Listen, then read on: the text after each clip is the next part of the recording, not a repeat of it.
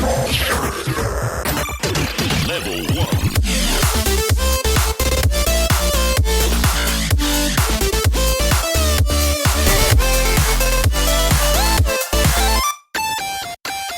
Hey, everybody, and welcome to an episode of Models Workshop.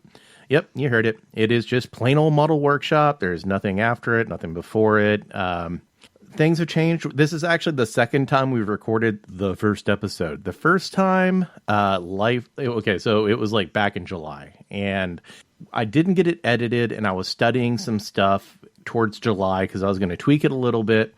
And then August hit, and we'll talk about August later. Me and August did not get along. So now we're here, and we have time, and everything's finally caught up and kind of becoming not discombobulated. Undiscombobulated? But it's Marie and I. Unbobulated. Unbobulated. Yeah, I guess it would be unbobulated. Well, it's unbobulated. So we're here. No offense to any Bobs out there. Yes, we love bobs. The ladies really love bobs. But, you know... Okay, let's not get into that part of the conversation. Yet. So basically, to get into what Models Workshop is going to be, it is the melding of Gamers and Gadgets, what we were doing, and the old After Hours.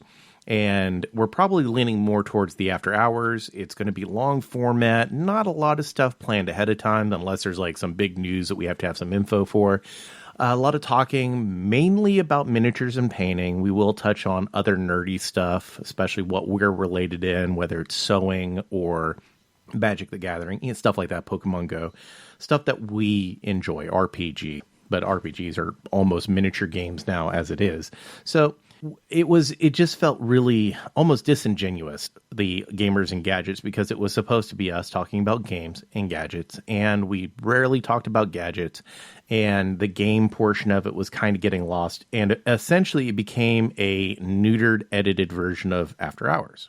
And I was sitting one day and I was like, you know what? This isn't working. We're not doing Gamers and Gadgets. We're just basically doing a edited, censored version of After Hours, which none of us were finding any fun. You know, we like to have say a good fuck or shit every once in a while.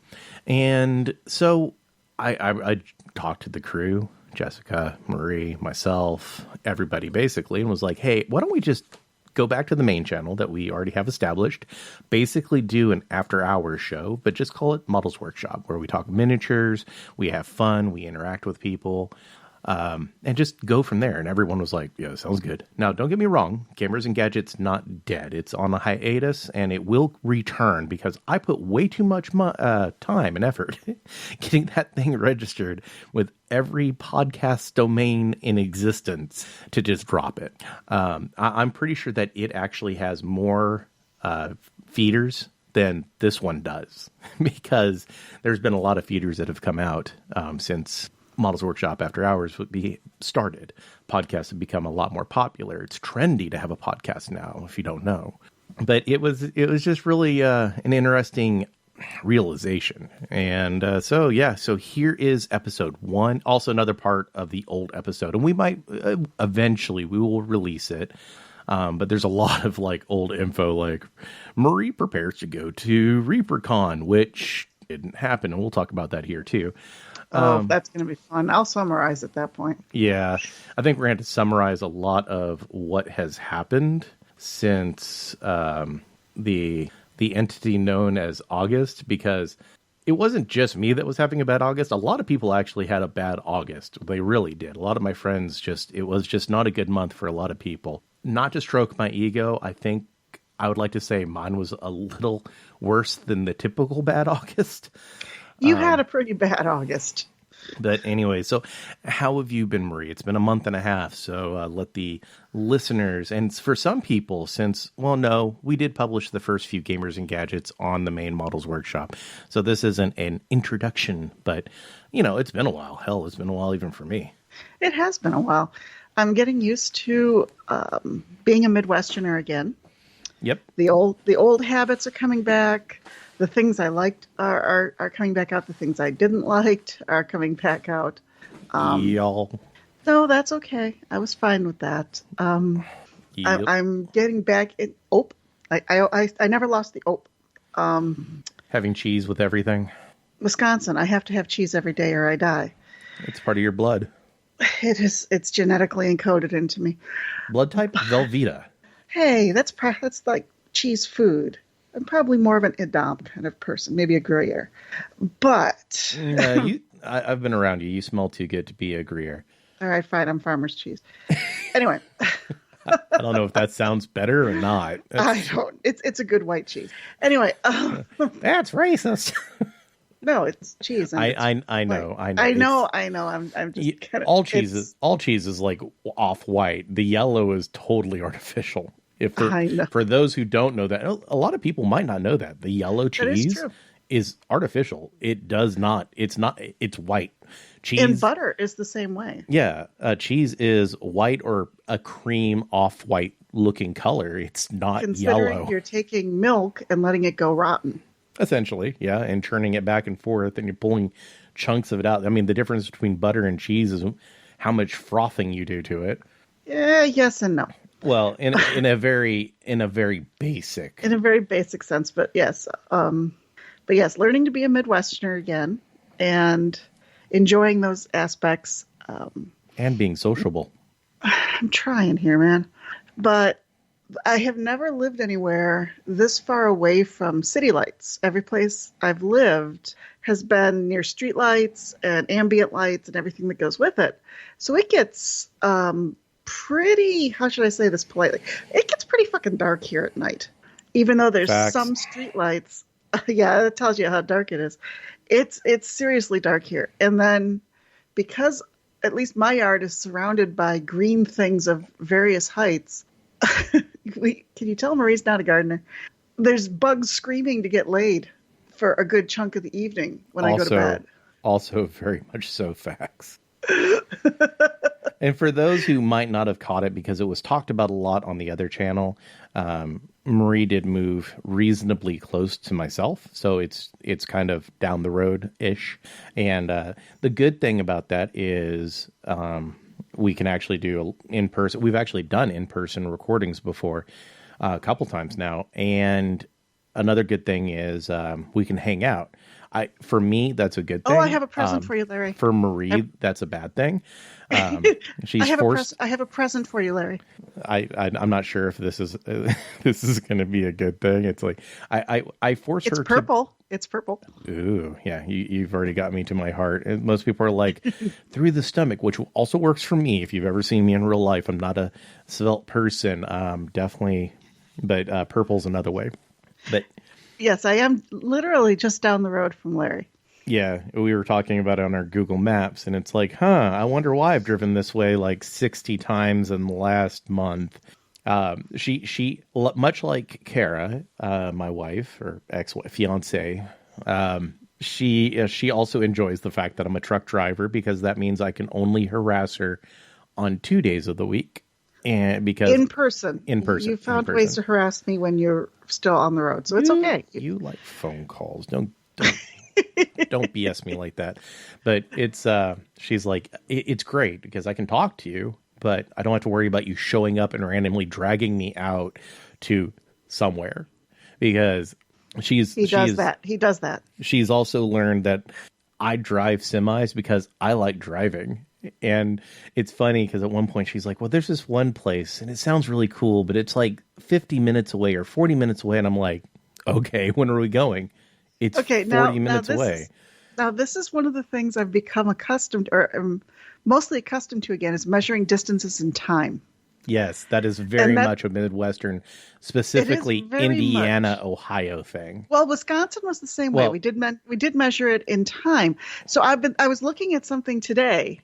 And I'm like, oh, that's like maybe an hour away. That's cool. I can go there. Yeah. And I knew that's when I was back in the groove of it. It's like, that's an hour away. I can make a couple other stops and kind of thing. Now, to explain it to people, it's for people who don't live in the northern tri-state area, because Illinois is kind of like that too. Not toward Chicago. Illinois. I know that was Illinois. I found it sounding. I've been up in New England way too much. The fibs. Yeah. So basically, the reason you measure it in time and not in in just like, hey, it's it's only 20 miles away. Is in Indiana, 20 miles in one direction will take you 15, 20 minutes. 20 miles in another direction will take you 45 minutes because we have a lot of country roads. Now, don't get me wrong. You can make it in 20 minutes. Driving back from Michigan when I went up to Michigan last week. Right. It was terrifying driving back. Okay. It was like no lights. It was completely dark as far as you could see on either side of the road, except for an occasional weird light off to the side. Strange silhouettes against the dark sky. It's freaking terrifying driving here at night. It doesn't help that quite literally northern Indiana is like the third largest or second largest Amish community in the United States. It's like right behind Ohio, Pennsylvania, and Indiana have basically the three largest, and it depends on when and where it's measured or even how you measure it, whether or not Ohio or Indiana has the second largest. Pennsylvania, you can't touch Pennsylvania. They've got Lancaster County, which is basically Amish RS. So whenever you're up and driving the back roads up there, you have to watch out for quite literally horse and buggies, and there's no lights because Amish, hello. It's crazy. I told you on the way back, just stay on 69 until you got to exit 242, but you had to trust in, oh, Google thy God. Actually, it was kind of nice because it took me through a couple of cities, and they were pleasant little cities. There was no traffic because I believe everybody was asleep since it was approximately, 8:30 p.m. Possibly. But, quite possibly. But it took me through a couple of little I'm going to say cities, towns, whatever the distinction is. And it was nice to see the architecture and the layouts again. Indiana. See, I'm every time I see these things, it's bringing me back to the fact I'm home without going back to where I grew up. Indiana, the definition of a city is very, very loose. So, we have a really blurred line between what most states would consider a town and what we consider cities. So, but all right. So to get why Marie drove to Michigan, we need to go back to the fated month of August. August. Augustine, you bastard. All right. No, it's Augustus. Is it Augustus? Oh, yeah, you're right. It's Augustus. Blame Octavian. So, all right. So August, to start off with truck issues.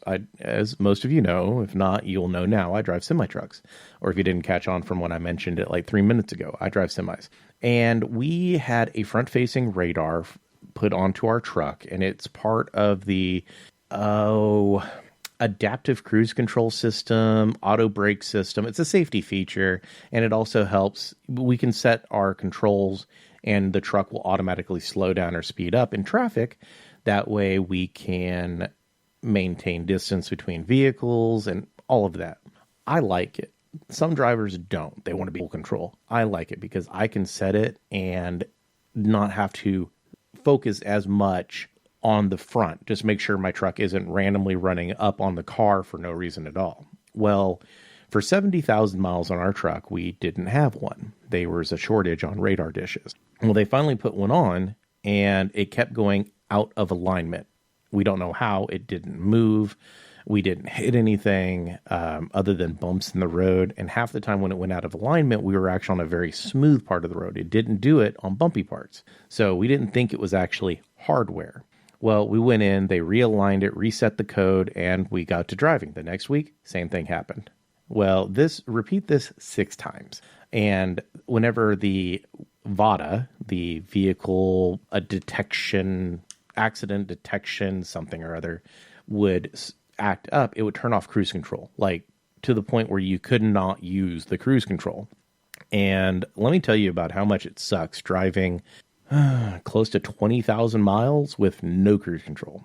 Very little of it we had cruise control because it kept shutting off. It would shut off on our first run of the week. Well, we couldn't get it turned in until the weekend, so we'd have to drive 3,000 or 4,000 or 5,000 miles that week with no cruise control. It sucked. And we actually looked up my safety score. My safety score spiked because it was just I was getting a lot more getting too close to the car in front. It's a little nitpicky. Anyways, but you could definitely see a little bit of a spike across my scores. And it was a nuisance. It was actually a safety risk too, because, if I'm in traffic and I'm focusing on left and right like I'm supposed to, well, the radar actually focuses on the front to make sure I'm not getting too close to the vehicle in front of me. Awesome. It's a great tool. But whenever I'm up in Boston traffic and cars would cut over, my vehicle wouldn't slow down automatically, and that would cause me to hit the brakes a lot more. It was just a real pain in the ass. So that was the first thing that happened in August, is it kept going out and kept going out and kept going out. That is by far not the worst thing that happened in August. Then we had 3 truck failures that stranded. Count them. 1, 2, 3. Yes. 3 truck failures in August. That stranded us on the side of the road. One time on the top of a mountain on the side of the road. But the first one, we had the hose on the turbo blow. And because Volvo, in their infinite wisdom, uses crimp rings instead of the little rings that you can put a screwdriver in and tighten, or a ratchet and tighten them real tight like every other car manufacturer does. They do it so they can charge for a whole hose assembly, even though it's a $5 piece to repair it. You just slip it back on and you put what should be there on it, tighten it down. It's fixed. Well, we had to wait for 5 hours for a repair dude, because we were on the top of the mountain in the middle of Vermont. I'm calling breakdown. They're like, do you know where you're at? And I'm like, yeah, where you at? On the top of a mountain in Vermont. Okay, can you get me anything a little closer? And I was like, I'm between Brattleboro and Bennington. They're like, that's kind of a big stretch. And I was like, that's the point. I'm on top of a mountain in Vermont. Tell him to I was like, he's either going to come from Brattleboro or he's going to come for the Bennington side. I was like, just drive and look for the big red truck who's not moving. That would be me. So finally they got a hold of a guy and they're like, yeah, I saw him, because apparently he drove by me to go repair another truck. So he came out there, took like 5-10 minutes top. I think the paperwork afterwards took longer than actually the repair. But, we're still sitting there for 4 or 5 hours, just twiddling our thumbs like, do. Then the second issue, and this one really irked me. No, it didn't irk me. It pissed me off. Okay, so there's what's called a leveler valve. It's a little valve that goes up and down, and it's attached to it's attached to the frame, and it's attached to whatever it's supposed to be sensing if it's too high or too low. If the little lever goes up, because the rod goes, whatever is attached to the rod goes up, it lets air out of the airbags and lowers it back down, and vice versa. So, and then we have 2 of those on the truck. One is on the suspension, and it raises and lowers our airbags to make sure we maintain the right amount of height in our truck. And the other one is on the cab, and it's to basically do the exact same thing, make sure there's enough pressure in those airbags so it cushions a lot of the bumps and doesn't fling us around and all that. Well, we blew the air valve. Like, there's a little diaphragm in it, kind of like what you would see in these diaphragm air compressors. And if it gets a hole in it, it just blows air right out. And I mean, we were dumping like 60 pounds of pressure in under a minute. It was a massive. I've had brake lines that were blowing less air than that. Like, I was like, wow, I was astounded how much air was dumping out. And so I called my breakdown and I explained what was going on. And I asked them, hey, is there any way to close this line off? Because it's not a critical system. It will be bumpy in the cab. Fully understand that. We can have it repaired somewhere that isn't the middle of backwoods New York. If most people, when you say New York, you think New York City. Well, that's only like... No. That's only like 0.5% of the... No, it's not even 0.5%. I think it's like 0.2% of the area of New York is New York City. But it has New York State is big and empty. And it has like 98 or 99% of the population lives in New York City. So it's really weird. It's a small area, lots of population, which translates into the other 99.8% of New York is barren. It is backwoods. When you say you're driving through upstate New York, you are literally driving in the middle of nowhere through these little podunk towns. Kind of like northern Indiana. Very much so. Actually, very much so. Except there's northern Indiana has Great Lakes. So yeah, very much so. So we were stranded, and we were near Little Falls, New York. I remember that because, we were there for 30 hours. We call repair facility. We're like, or my company calls repair facility. The repair facility calls us. We explain what's going on, what's happening, what part it is, and we're like, all right, cool. They're like, hey, we don't have it on stock. We're going to go ahead and mail or overnight it, and we'll get it in. We'll come tomorrow and install it. I'm like, all right, because at this point, my company is like, hey, you can't, there's no way to bypass that airline. I'm like, all right, I'm disappointed because I just wanted to get rolling. I don't want to stop because I'm losing money at that point. So we sit there for 30 hours. We sleep in the truck, and I call this pizza place in Little Falls, New York, and I ask him, I'm like, hey, do you guys deliver? Okay, so if you've never been on the toll road I-90 or even 80, especially in the eastern side of it, specifically the eastern side, it's a toll road. So as you're going along, you have these rest areas, hand quotes, that you pull off on, and they have fuel. They have usually a couple restaurants. They have a little shopette where they sell sodas and souvenirs and all that stuff. So you don't have to get off of the toll road because it costs to get back on the toll road. And they don't want you to get off.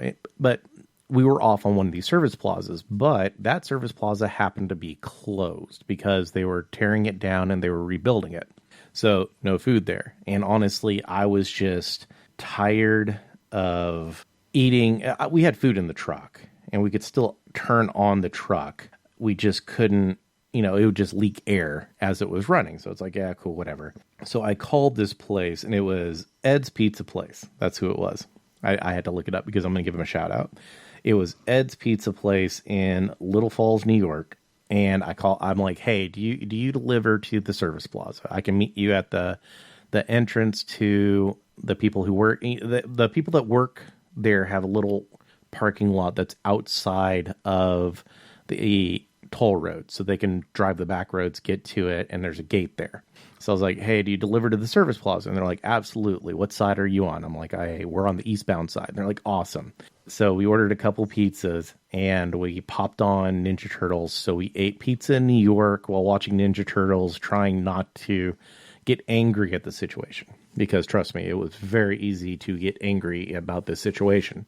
And, kind of defeated. So the next day, and this is what pissed me off, up to that point, I'm just irritated. But what happens next pissed me off. I called them at like 10 in the morning, and I'm like, hey, so what's going on? They're like, hey, the part should be here in the next half hour. And then we'll be out there in about 2.5 hours to put it on. Now, to put on this part, it's 2 bolts and a little pop-on thing for the valve, and then you hook in the airlines, and they just slip in. You just pop them in on each side, they slide in, and they're just boop, and it's it. It would literally take a minute, maybe even less, to put this part on the truck. I know this because I had already taken off the old one. So I wait till like 1 in the afternoon. I give them a little bit of time because I can be patient at this point. I'm not making my original pickup, so I'm not in a super big rush. But, I give them till about 1, 3 hours after they told me, and I call them. I'm like, hey, what's going on? They're like, hey, the part didn't show up. I'm sitting there like, well, crap. It happens. FedEx and UPS and those guys suck sometimes. And, sometimes their trucks break down too. Trust me, I've seen them on the side of the road. So, ish happens. And they're like, well, Volvo wants to know the part number now. And I'm like, hold on a sec. How did you overnight a part, and now 30 hours later, Volvo is suddenly asking you for a part number? I'm like, that doesn't make any sense. Something's not lining up here. And I'm like, I'm going to have my parts department give you a call, because at this point I'm smelling foul, and not literally, I'm smelling a foul, like something. You're calling shenanigans. Shenanigans. Oh, I'm most definitely calling shenanigans. I think I called a lot worse than shenanigans. So I call my parts department, and I'm like, hey, so they're telling me that they need a part number all of a sudden, and that the part never showed up. And I'm like, how did they order a part for overnight without a part number and all this. And he's like, I don't know. I found the part number. They're trying to say that you said that it was the suspension leveler valve. I was like, no, I specifically said it was the cab leveler valve. There's only 2 of them, and I know which one it was. And in all honesty, I could have probably made the other leveler valve work. Like, it's a little bit bigger and a little more robust, but I could have probably made it work. It's basically still the same damn thing. And eventually the guy, and I was a little upset with my maintenance department because they're like, hey, is there anything you can do to get it to stop leaking air? And I was like, oh, you mean like pinch off the line? Like I asked if I could do 30 hours ago. And they're like, well, yeah. And I was like, yeah. That's why I asked 30 hours ago if I could go ahead and do it. And they're like, well, the ride might be rough. And I was like, don't care. I can go. So I ended up doing what I wanted to do 30 hours previous. The good part about the story is we had pizza in New York, and it was solid. It was definitely a New York style crust, and it was pretty damn good pizza. So Little Falls, New York, if you're ever going through that area, hit up Ed's. Solid pizza. And my boss took care of me, or took care of us, both of us, when dealing with it, because we ended up losing an entire run due to something that was not our fault. And honestly, we could put the blame a little bit on the company, because we could have done what we ended up doing 30 hours before and not got the runaround. I get it. They didn't want to do that, but what's more important? Anyways, so that was number 2. Yeah, that was number 2. The third one was actually the worst one of them all. Like, the other 2 were inconveniences, but didn't risk anything. Like, didn't actually put anything at danger. The third one absolutely did. So I'm driving down the road, and I'm like an hour and a half outside of the house. This is the last one that happened too, and it's already been a horrible August. My daughter got in another accident. Wasn't serious. Wasn't her fault. Someone turned in front of her, and she ended up hitting them. Now, it wasn't a super hard hit. Airbags did not deploy in either vehicle, but it definitely did cosmetic. It crunched up. It crunched up. It wasn't just cosmetic. There was some mechanical damage that it needed to go in for, but ultimately everyone walked away. The cars are being repaired. Actually, her car should be done in 3 days if there's no holding it up. Last I heard, it should be done in 2 or 3 days. So, and that also leads into the Michigan run, but we'll get to that in a sec. Then also, what else happened? We had a very, very personal thing happen. It was just bad. And yeah, it was a family situation for Larry's wife. And it was bad. Well, I mean, I've known the kid. It was bad. I've known him since he was born. So I mean, it was just a terrible situation all around. Yeah, absolutely. It was just a horrible situation. So that happened, and I'm sure I'm forgetting something. Like, there's other stuff that happened in August that was pretty shitty. But then the last one with the vehicle was, I got rear-ended. I forgot about that. I got rear-ended in my car. I was stopped at a red light and I got tagged. Not hard, but I got tagged. I'm just like, really? I just wanted some damn chicken wings. And that's actually where I was. I was going to Roosters in Huber Heights because their chicken is good. So anyways, so this last one. Now, this is crazy. I'm driving down the road. I'm like an hour. I'm just north of Columbus, Ohio. If you know the area, I was looking at IKEA Way on the north side on 71 in Dayton. I'm driving down the road. All of a sudden I heard a boom. And I'm like, that was strange. I've heard sounds like that before, and it's usually something exploding in a way.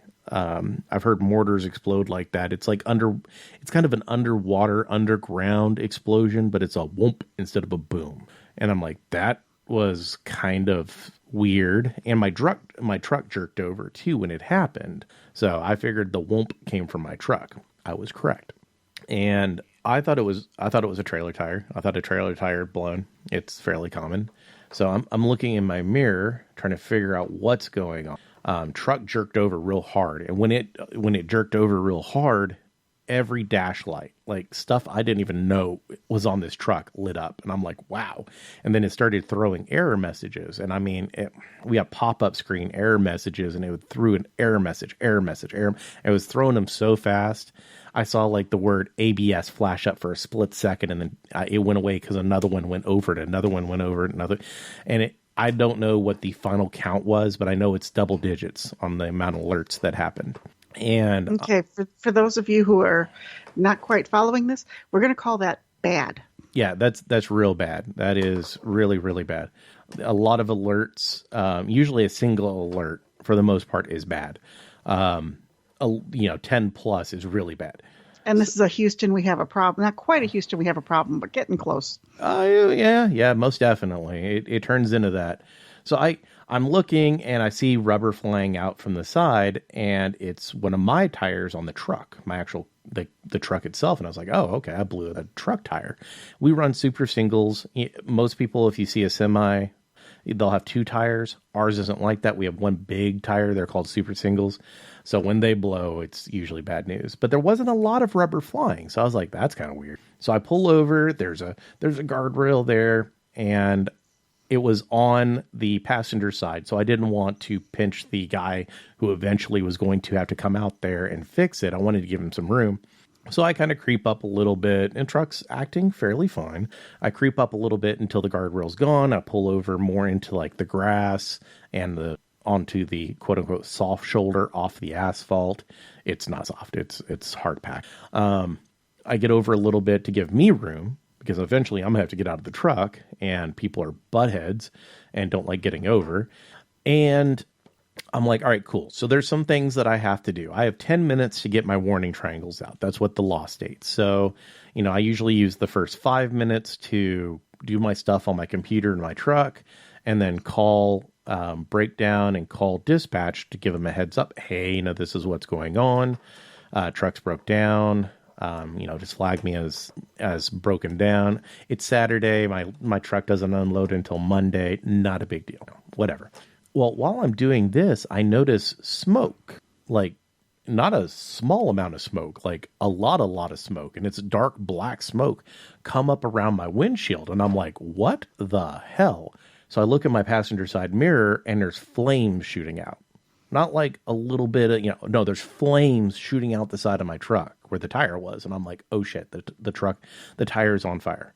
Now, tire fires are scary, because if you don't get to them in time, and they don't stop. They don't stop. They don't. It takes like a full-fledged, plus there's a lot of grease in that general area, because we had to grease the fifth wheel. So there's usually a lot of grease built up underneath the trailer and on the fifth wheel and around the fifth wheel. So there's usually a lot of lithium grease is what typically is used. White grease or lithium grease. And lithium, once it starts burning, also does not like to stop. So I'm like, oh crap. So I jump out of the truck real quick, trying not to get hit, grab the fire extinguisher, run around to the other side of the truck. I had to hit it twice. I got it out, but you can still tell it's smoldering. You can see that it's still smoldering. So I run around to the other side real quick, and I drop the landing gear. I pull the kingpin, I pop it, and I get out from underneath the trailer. And the reason I did that is in case the truck it catches again, which it did. After I get it pulled out, it did catch one more time, and I emptied my fire extinguisher on that third time. Like I had nothing left, and I got it out, and it was still glowing. It was still hot. It was still smoldering. And I'm like, crap, if the thing goes again, it's going to catch, and it's going to catch. There's nothing I can do about it. The only thing I could do is grab bottles of water and attempt to get it out. And that's probably not going to work. So I get out from underneath the trailer. So if it does go up, it doesn't catch the trailer on fire, because I have parts on the trailer. And it's really bad if you lose an entire truck worth of parts. It's just really, and they're plastic. So especially up towards the front, a lot of those parts are plastic. So if they would have caught on fire, they would have just burned out through the entire entry. And all the totes that these car parts are packed in are also plastic. So if the trailer would have caught, it would have burned the entire trailer, because there was just nothing but fuel in there, and everything that's not plastic is covered in oil to keep it from rusting, because they're automotive parts. So I had I have some drive chains in there, If they would have caught, they would have burned too because they're covered in oil. So it was just bad. Like if I would have noticed it catching again while I was still trying to lower the landing gear, some people are like, hey, why'd you lower the landing gear? If you're in the know, most of the time you just reach hit the fifth wheel and pull out from underneath it and let the trailer just drop to the ground. It'll rustle things around and might knock a couple containers over, but in an emergency, that's a lot better than letting it burn up. Well, at that point had the fire under control. It wasn't smoldering. I was watching, and I wanted to get the landing gear down as much as possible, as quickly as possible, so the recovery of the trailer would be easier. So, I did get them all the way down. As soon as I felt any resistance, I stopped. I yanked the kingpin release, ran up, released the airlines and power line real quick, and then pulled out from underneath it. It did flare up again, like I said. I got it out. I freaked everyone in my company out, which was unintentional because I'm trying to call like 17 different people. My teammate had hopped out of the truck because he lives north of Columbus, so he'd already hopped out of the truck. And I'm trying to call my boss I'm calling his personal cell phone. I'm calling breakdown. I'm calling the fire department. Actually, that was the first one. I called 911 and got the fire department out there because if it would have started burning and there was nothing I could do, I needed someone there who could.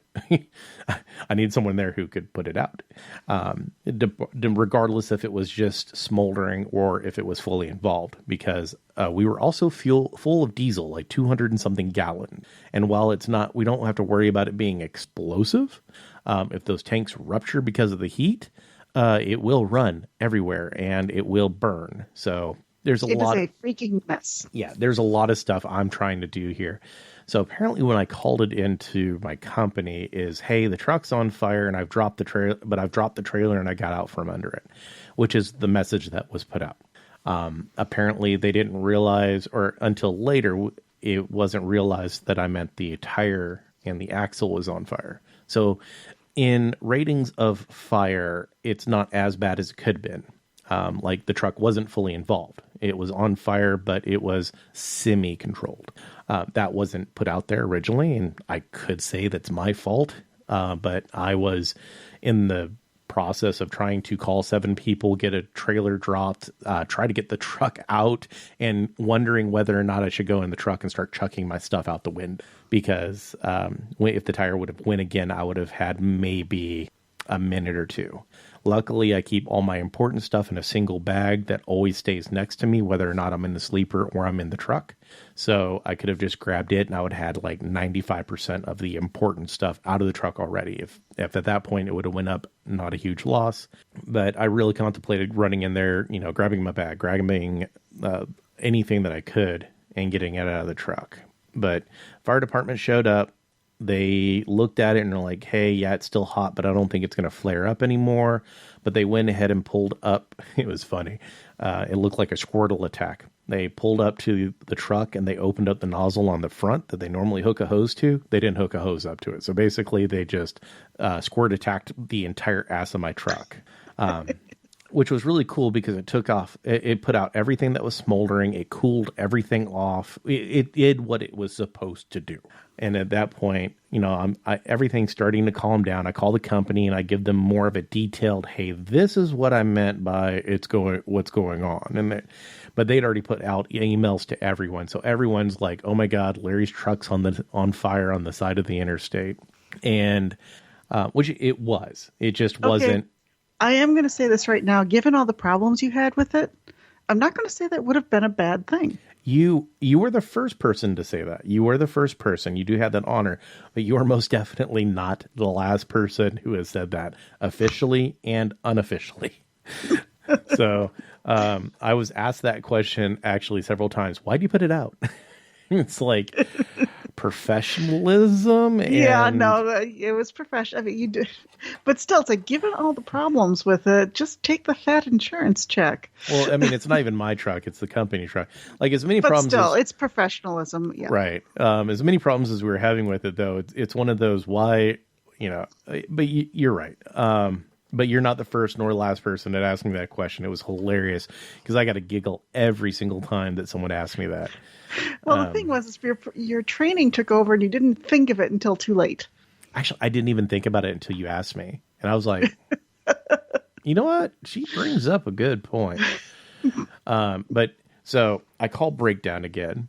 And I'm like, hey, this is what's going on, et cetera, et cetera. And they're like, hey, we'll send a tire guy out there. Because normally if you blow a tire, they send a guy out to put a new tire on and possibly replace the rim and slap it on the truck and you go. And I'm like, no, no. This isn't a, hey, let's call a tire guy in. I was like, this thing is, it's fucked. And that's what I told him. I was like, it's fucked. Send a wrecker, because once again, only an hour and a half away. I was like, send a wrecker. There's no chance they're going to be able to fix this thing on the side of the road. I'm going to end up waiting here for 3 hours for a tire guy to get here. And then another 3 hours to get a wrecker. Let's just go ahead and skip the middleman. Just get me a wrecker. It's toast. I was like, all the lines leading into the brake chamber and the hub are completely shredded. What had happened was it blew inward.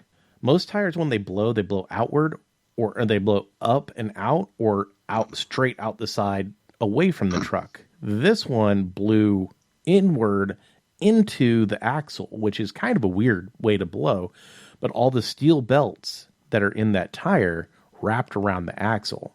And that big jerk that I felt was actually the tire coming to a complete standstill from 68 miles an hour. So, which they do not like to do, by the way. No, like it could have been worse. It could have jerked me a lot harder and jerked me off the interstate. This is like a Wile E. Coyote thing. Yeah, it's a Wile E. Coyote thing. If it would have held on longer, because it completely locked that tire up, it could have pulled me off the interstate. Like that's kind of how bad the situation was. It could have pulled me off the interstate as I was doing the road. Remember, folks, this is a semi with a loaded trailer full of auto parts. Yeah. So, it could have pulled off the highway. So I'm sitting there and I'm like, dunk. Scope it. Just got to get the scope of it out there. Yeah. It ground a flat spot into the rim an inch deep, like a complete flat spot. And that's where it hit. And it finally broke free again and started rolling. And like I told him, it's like when we finally got everything done, I was like, they need to check the differential in this thing.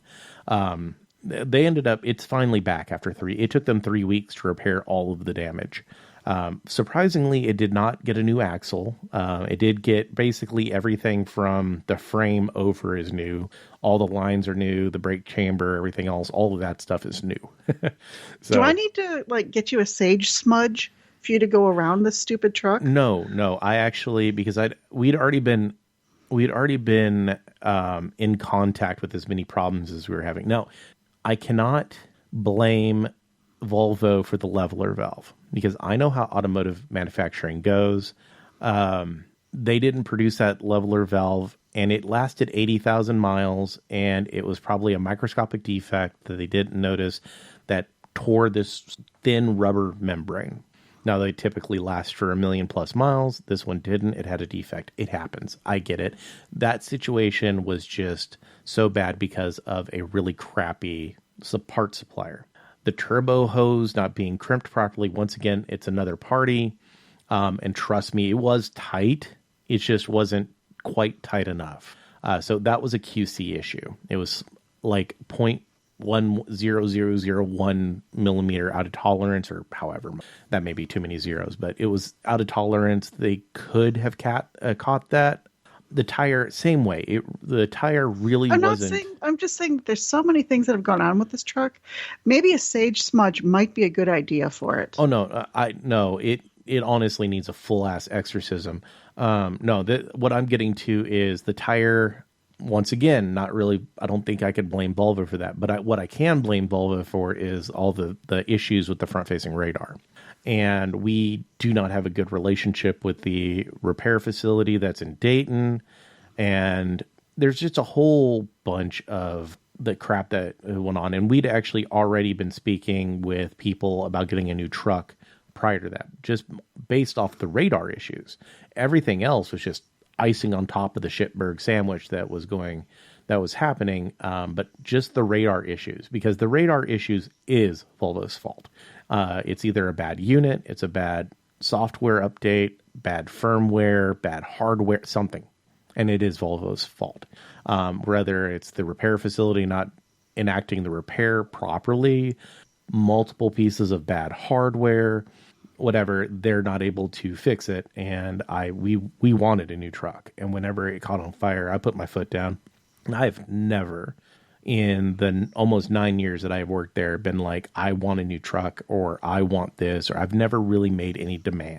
And I put my foot down. I was like, I want a new truck. I'm not driving 34 anymore, which was my truck, or the truck of horrors. Simpsons have Treehouse of Horrors. I have the semi-truck of horrors. So I put my foot down. I was like, I'm not driving out in 34 anymore. One, it's going to take forever for us to get this truck back. Two, it's cursed. The gremlins do not like me. I don't know what I've done to this truck, but August has proven this truck just does not like us, and I do not feel comfortable driving that truck anymore. I really didn't. I'm not even really superstitious or anything else, but I just, at this point, did not feel comfortable driving the truck. The radar issues were mainly the thing. Like, if they could have guaranteed 100% that the radar issue would be fixed, I would have taken it. But the fact that it's been in the shop 6 times for the radar and it keeps coming back as being broken leaves me with zero confidence. So we're actually in another Volvo. They moved us into another 2022 Volvo, and this one's 07. It's actually 007, so it's truck bond. And we're in a new truck now, and 34 finally came back so we can finish moving all of our stuff over from that truck into the new truck. But yeah, I put my foot down. I was like, I'm not driving 34 anymore. I was promised that I can move to a different truck if it wasn't working out with this truck. I told my boss, it's like, you need to get rid of this truck. You need to send it to Anderson, because my company is actually a certified Volvo dealership. And so their repair people can work warranty work. People in Vandalia, we don't have that luxury. We don't have a full maintenance bay there that can do those type of repairs.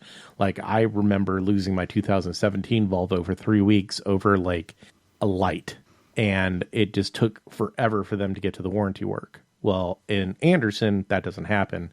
They just repair it on the spot because they can. They're authorized. I was like, I told my boss, I was like, you need to get rid of this truck. You need to ship it to Anderson because it needs professional help.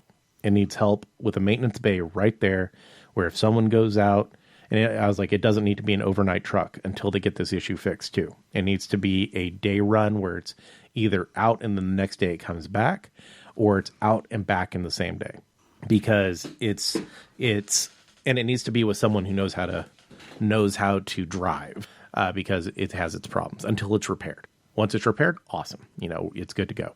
But right now, as it sits, I don't trust the people in Dayton. This truck is not getting fixed, and I'm done with it. I threw in the towel. So that is part of the August. But the reason that Marie ended up having to go to Michigan is my daughter.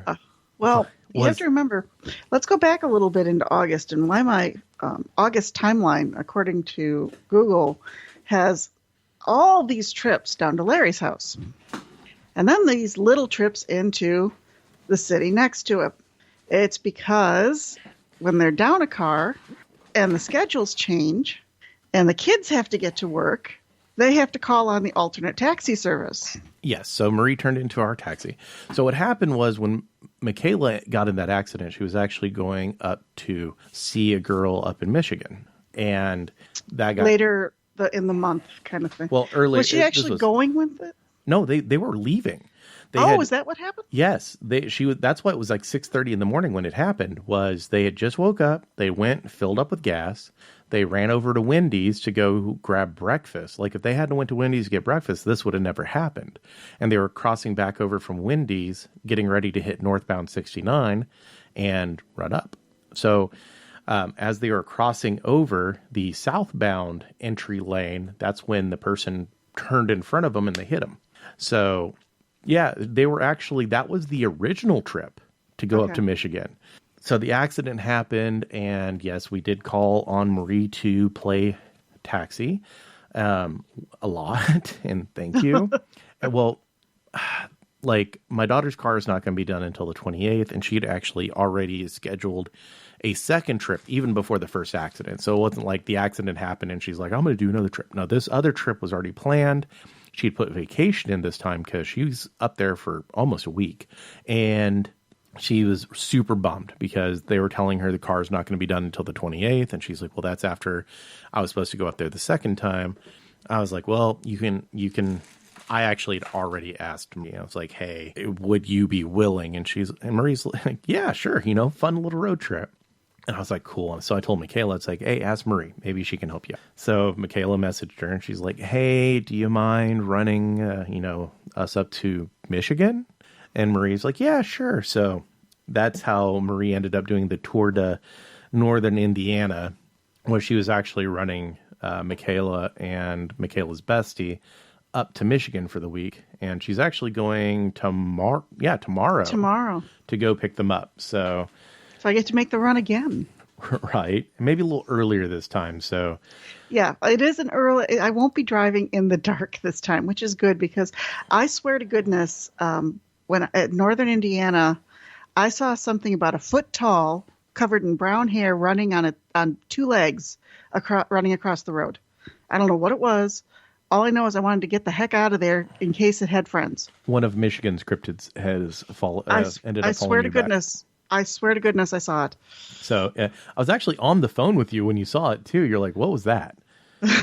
So like, I'm not actually kidding here for effect. I saw something and I didn't like it. Yeah. So on the way back, they got a kind of a much later start to the trip. And so it ended up being on the later side of late when she was coming back. And I know what it's like whenever you've just got done, as a truck driver, I didn't start off being able to drive 11 or 12 hours, 13 hours at a time, or, almost in a row, making stops and everything. It was something I trained myself up to. Even though I love driving and I still love driving, it was something that I really had to train myself up to. I'd done a lot of 5 and 6 hour trips, especially when I was in the military driving to Indiana.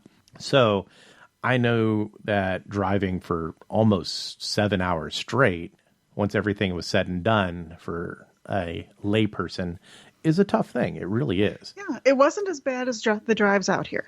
Right. In terms of solid driving, because Michaela took the highway portions of the driving. Yeah, Michaela's been missing driving so much that she was like, can I drive? She did not want any part of getting on and off the highway or driving in traffic. Yeah, she's still a little sketched about that. Well, that, and it was someone else's car. She was pulling both sides, both strings on that one. Which is actually very responsible. It is very responsible, but I ended up having to, because when we pulled off the highway to get our trip snacks, to get back on the highway, we would have had to cross the road exactly like where she got in the situation where she got in the accident. Mm-hmm. So instead, I took it, went down, was able to turn the car around so that then we could switch spots, and she was on the correct side to just make a right-hand turn, and it was all good. But she did not want to get through that exact same traffic situation where she had the accident. And then when we got close to Michigan, where it was getting into real traffic and construction, that's when she switched back out of the driver's seat. Yeah, and let's just face it, Michigan traffic they're kind of it was scary. Nothing. Really? I used to drive I-94 from Wisconsin to Lake Forest because I worked in Wisconsin and I lived in Lake Forest. I used to drive that, 5 days a week, and that goes through was it 132, which is one of the worst intersections in the country at the time. And I would drive through it twice a day. So I drive like an Illinois tollway driver in that respect. Oh, that's horrible in and of itself. So that's how I drive on. So the traffic in Michigan, that was nothing. I mean, that was actually quite nice. Everyone was spaced out. The road was nice and smooth. Things were marked. It was no problem, even in the dark. But if you're not used to that, because it's not like it is down here, but it also wasn't like it was when I'd be driving, say, through Chicago. And Michigan has some really weird traffic laws and traffic layout. Luckily, this was just a little section of I-94, and then we dropped off. It wasn't that bad. But no, but yeah, I've got 7 years of Illinois tollway driver experience under my belt. Which that is With toll Wisconsin with Wisconsin plates on my truck, mind you, on my car at the time. Lucky you on the Illinois tollway. Or shot. I was yelling at Wisconsin drivers. I swear the car that I had at the time still had dents in the chicken stick from when I drove my mom somewhere and we ended up on the tollway. And I was driving like a normal driver. And, well, she doesn't drive like that. So I swear my car carried the dents on the chicken stick from her ever since that trip. Because, what was it? Speed limit was 55. The right-hand lane, the minimum speed was about 70. And then it got faster the more you'd go left. So I was used to that. That's what I drove. That's just what I drove. And then it's like, I need to move over a lane. Yeah, I'll fit. Turn on the turn signal and move over. They'll give you space. They might not like it, but they'll do it. So, but I mean, that's a whole different style of driving. Do not recommend unless you're trained in it. Don't do it unless you're on the Illinois tollway. People will not understand the rules. Because there are rules. So that was no big deal for me to do it in Michigan. And then driving back, one of the things that I don't think I told you, Larry, is that the 69 South exit was closed off of 94. That's why I had to deal with getting and going in back roads is they had the detours. And I'm doing detours you were talking about. In full dark. So I was doing the detours in full dark. Yeah, that in the trucking industry, detours is like one of the worst things you can see because it's like, okay, is that a detour for a semi or is that a detour for a car? We've actually had it happen where they forgot that semis drove on that road frequently, and the detour that they set up most definitely was not. And then luckily, I was in a car, and luckily, I'm actually pretty laid back when it comes to this kind of driving because I had the brake going up there because Michaela took it. It's all cruise control driving, really. Mm-hmm. You just hit set cruise control and point the car. Right. And the detours were fairly well marked. I was pleasantly surprised that they were very well marked, I will say. So I had no problems following the detours. That's a bonus. That was a huge bonus. The only problem I had with Google Maps was my own fault because of how I have my phone set for quote unquote do not disturb bedtime mode. And I didn't realize it would hit the head unit and do the same thing. And when it came, I didn't have anywhere to pull off to try and fix everything. So it would work as I expected it to. So I had to pay a lot more attention to the head unit, to the screen, which was now in grayscale, mind you. And there was no verbal directions going on. So yeah, that was definitely an interesting last third of the trip back. Yeah, Andrew actually just walked in. He's putting headphones on. So that was, and then like you say, we were talking. Tomorrow, I'll make the trip up there by myself, gather up the kids, have them fill the hatch of the car again, and then head back. And then as soon as practical, switch seats with Michaela and have her take the bulk of the driving back down. She'll probably enjoy that. She was like, because she asked me, she's like, do you think Marie would let me drive? And I'm like, why? And she's like, I've missed it. I really missed driving, and she used to drive a lot. So I can honestly see that. And I asked her ahead of time if she wanted to do that because I took her to work earlier that day. Yet another trip to Larry's place. And I asked her if she wanted to, and she was very excited that she had the option. But she asked that it be just on the highway, which is fine. Yeah, because that is all kinds of boring to drive. Uh-huh.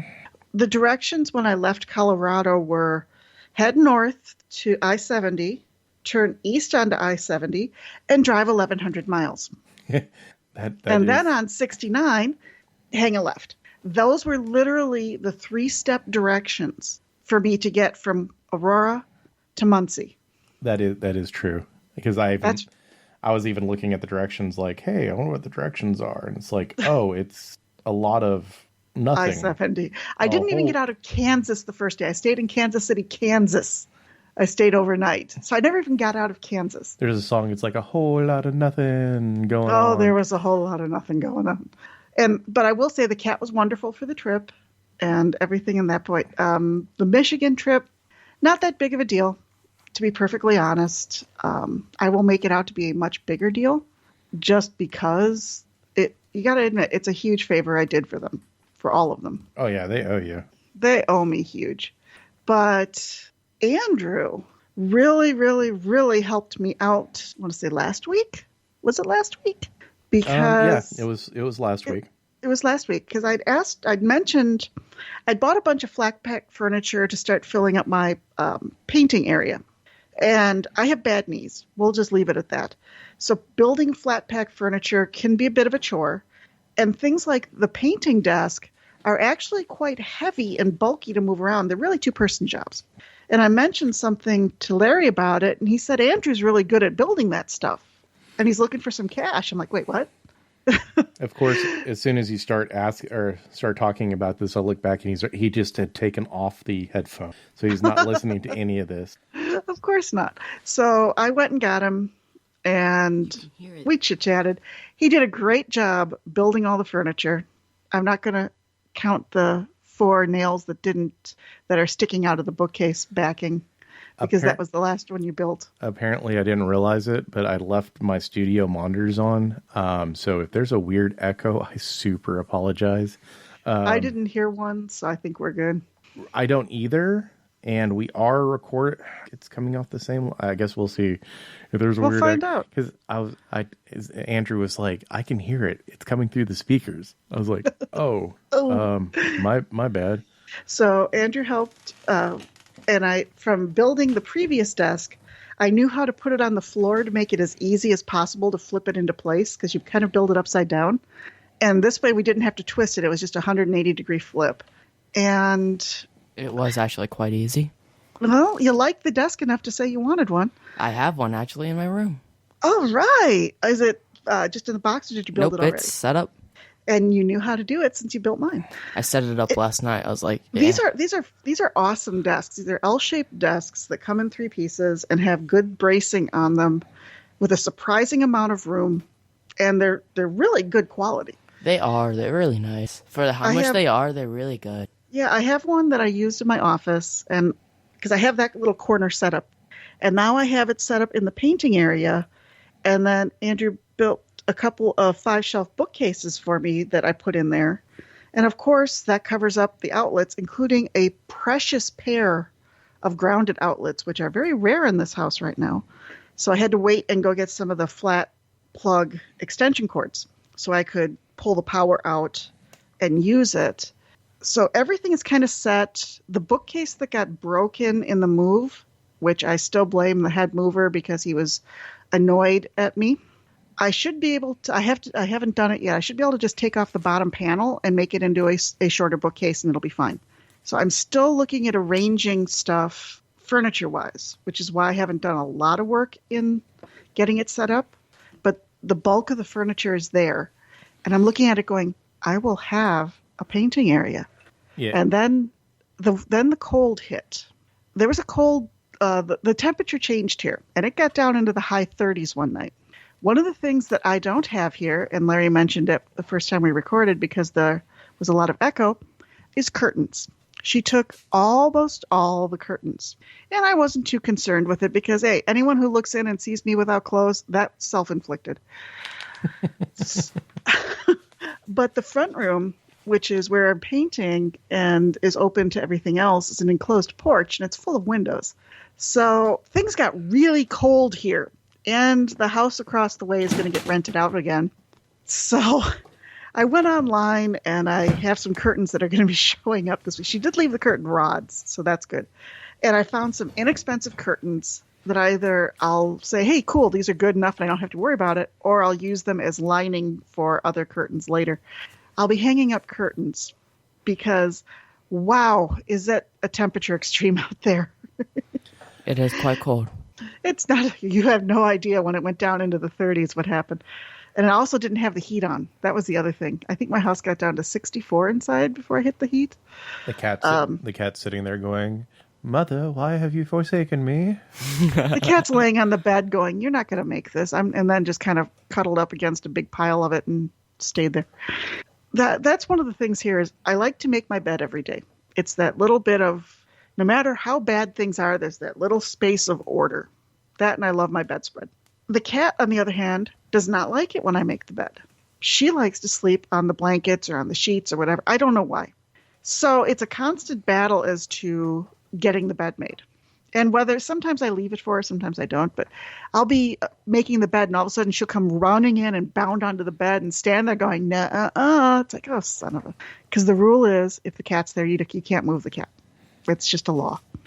And it honestly, I'm doing it for me. I don't mind over much because in my tiny little bedroom, it's not a big deal. But no, she was fine with it. But yeah, so I ordered some curtains, and my realtor had given me some gift cards for Target, and I generally don't shop at Target. I'm not. It's just not a store I prefer. That was actually what she gave me for a referral bonus as well. Oh, nice. Well, I don't find the selection I like there, and I find a lot of the prices for the things I want are higher than if I say go to Walmart. But I was looking for curtains, and when you do that kind of thing, you look at all your options because you never know. In this case, it was Target. And then with the gift cards, they paid for, I want to say, 60% of my curtain cost. So she gave me gift cards that I used for the house, which I'm glad for. And I need someone who understands light bulbs and lumens and wattage outputs. Dad. Yes, I actually wrote a huge-ass article on Models Workshop on lights and all. Now, let me be clear, what I wrote was for painting specific, but I did weeks worth of research on freaking light bulbs output, what the hell it means, color, temperature, all of that crap. So my question is, why did you? No, it's actually a very interesting topic when you start talking about the lumens and where they shift to and cool versus warm and what the output is. It's actually a very interesting topic. To answer Andrew's question real quick, the reason I did is because when you're painting miniatures, color accuracy is very important, and also color neutrality is very important because it's going to reflect how, like, if you paint it under cool colors, when you finally put it under warm colors, it could look really, really off. So you paint it in pure white. So if it's shown, what are we looking at? About maybe 5,000 lumens is what we're looking at. Usually, about it's not specifically 5K, but the rule of thumb is 5K is pure white. It's like 5,200 and something, like some weird number. If you're getting the 5K lumens, you're getting you're getting a neutral white instead of a warm. No. Lumens is something completely different. That's another characteristic. There's 3 characteristics to light bulbs. Oh, okay, we'll talk about this your stuff later. You talked enough about your truck. My turn. Well, you're the one that had questions about it. I was going to explain it to you. You won't let me ask. You won't let me. Geez, I'm doing sassy fingers here, mind you. You're making me do sassy gestures, Larry. And Larry knows from recording in person, I actually do the sassy gestures. If I say I'm doing a gesture, I do a gesture. Anyway, I have absolutely no idea why, but the previous owner of this house only put one bulb in each of the overhead sconces. So it's got a space for 2, but she would only put in 1, or only 1 is working. Save power. Half of the ones in the vanity lighting in the bathroom are working. 2, and they're 2 different lamps, mind you, out of the 3 ceiling fan bulbs in the living room work. 1 of the 2 in the front room work. I don't know why this woman only did 1 lamp per sconce. I really don't. So I'm trying to figure that out, first of all. I literally can't wrap my head around that one. So I'm trying to decide, it's like, okay, do I put in 160? Is that enough to do the light? If I put in 260s, is it going to be too much? If I put in 240s, is that going to equal out? Where would it fall between 240s and 160? Because 40 is kind of mood lighting. 60 is more utility lighting. I'm not putting 100 in here. Might put 100 in the kitchen, considering it's 1 sconce for an eat-in kitchen and a single lamp. Oh, I keep going between bulb and lamp. And that's because my second ex was a lighting tech. And I have one joke in that whole thing, which is, how long does it take for a how many light techs does it take to replace a light bulb? And the answer is, it's relamping, damn it. It's funny if you're the right crowd. So I kind of bounce between those two references to it. So I don't know. I mean, would 240s work? Because if there's 160 up there and it's this bright, is it going to be double bright with 260s? I don't know what to do. And all this came up from you sending me the picture of the LED bulbs, lamps, whatever, from Ohio. And that's the inventory I was telling you about that I need to do. Is I don't know what the heck to do because of how she has these things lamped. I really don't. I am horribly confused. Okay, so now to get that my question is out there. All right, so when you're dealing with light bulbs, you have wattage, which is the old term because we don't use filament light bulbs anymore. And they're kind of going the way it keeps appearing on the packaging smaller and smaller and less. And eventually it'll go away.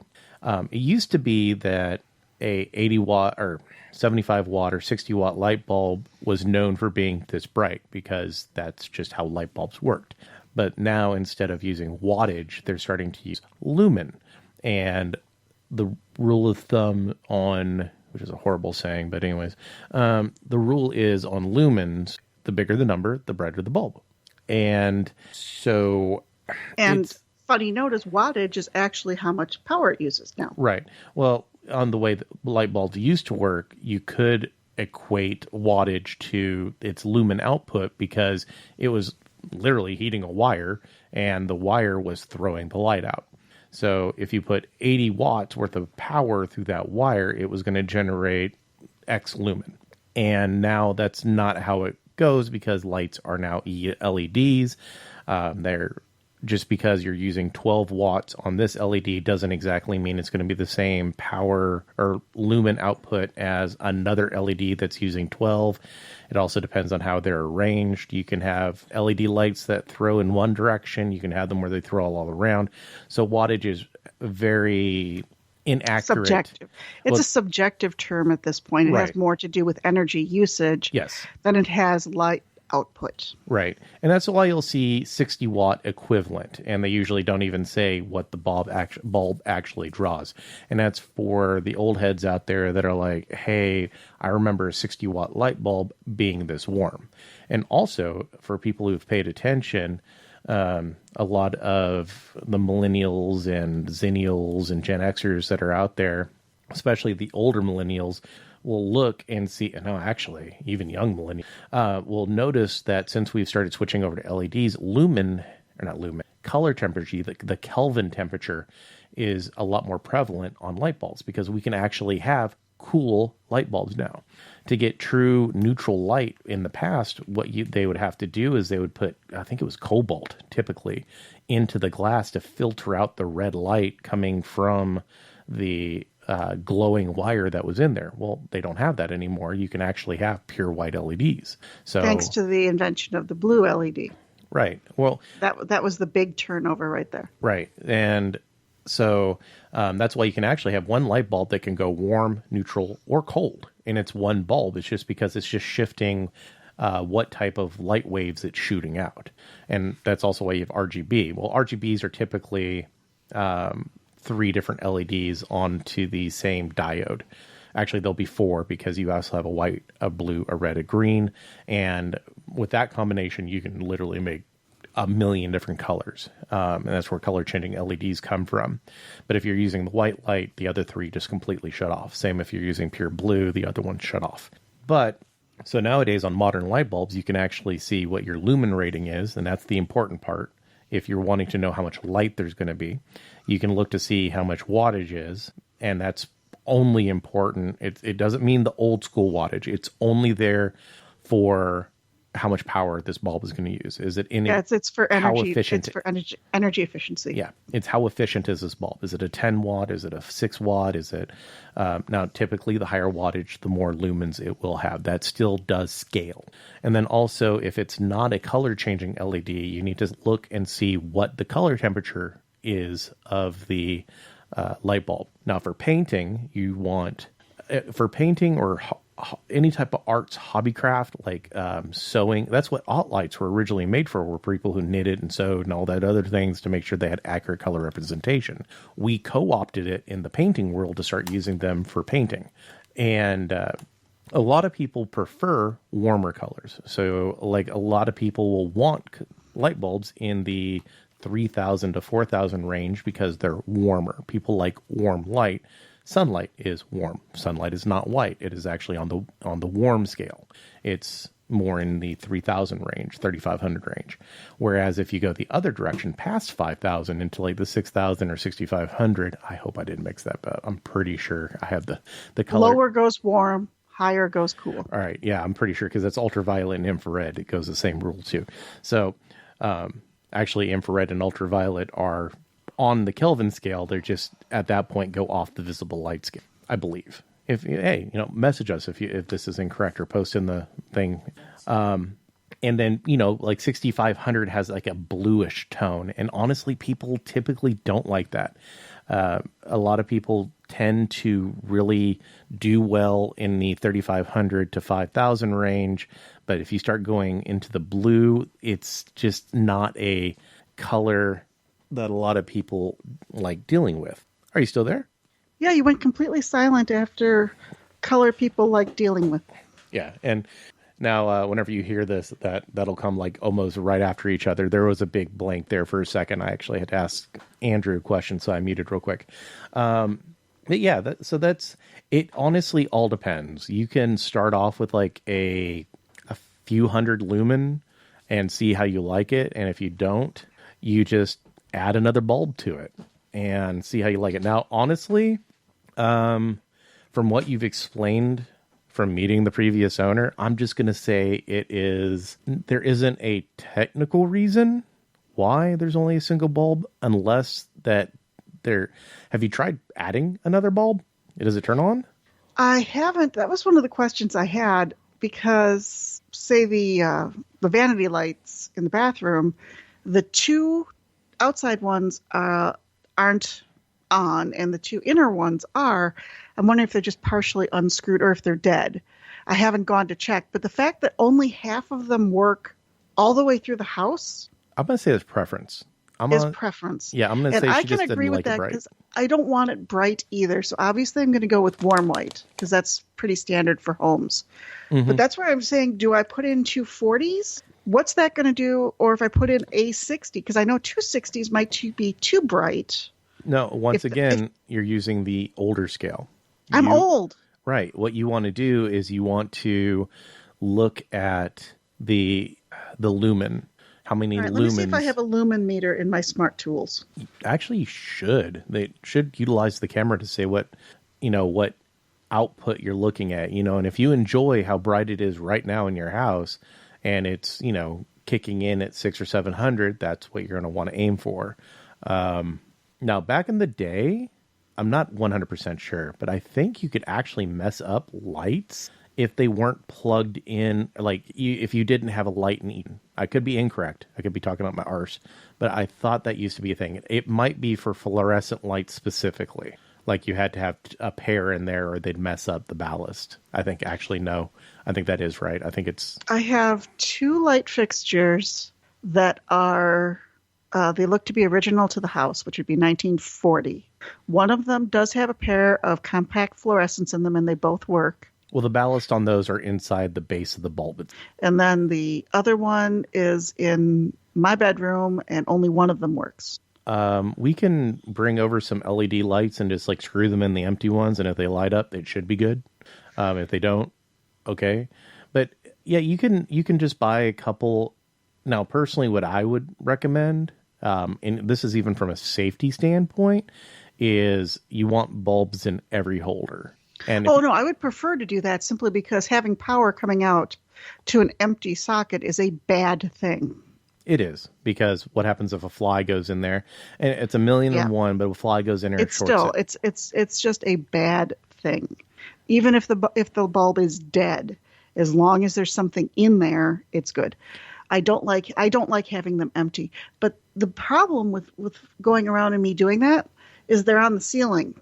No, that's not a problem. Your ceilings are not very tall, and neither am I. Well, I have a kid that damn near bumps his head when he walks in, and he can't even walk in my bathroom without like ducking. Right. What I'm saying is, I have I have tall children.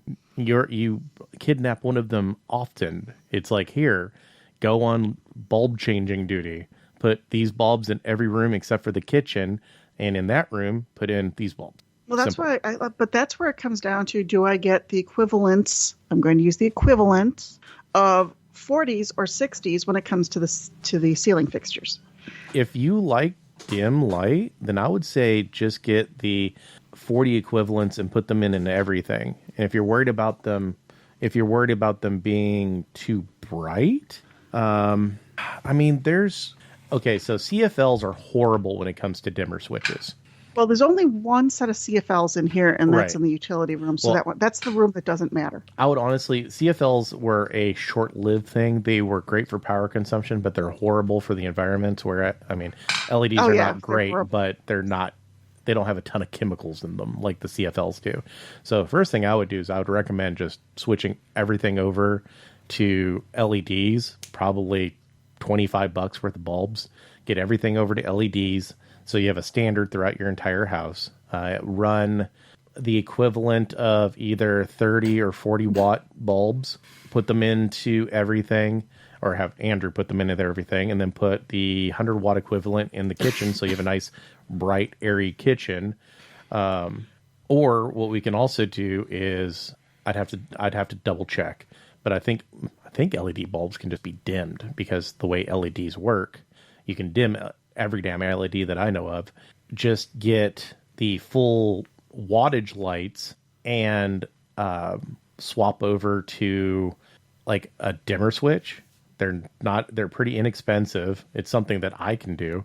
Swap over to a dimmer switch. That way if you need to, you can crank the lights up to, a couple thousand lumen in each room, or you just have them set low normally. Like, it's just like, let's say you lose, you're watching a show in the living room and you lose a part and you're like, oh crap, I have these really dim lights. Whereas, if you have the lights where you can adjust them, you can crank them up and be like, oh, hey, there it is.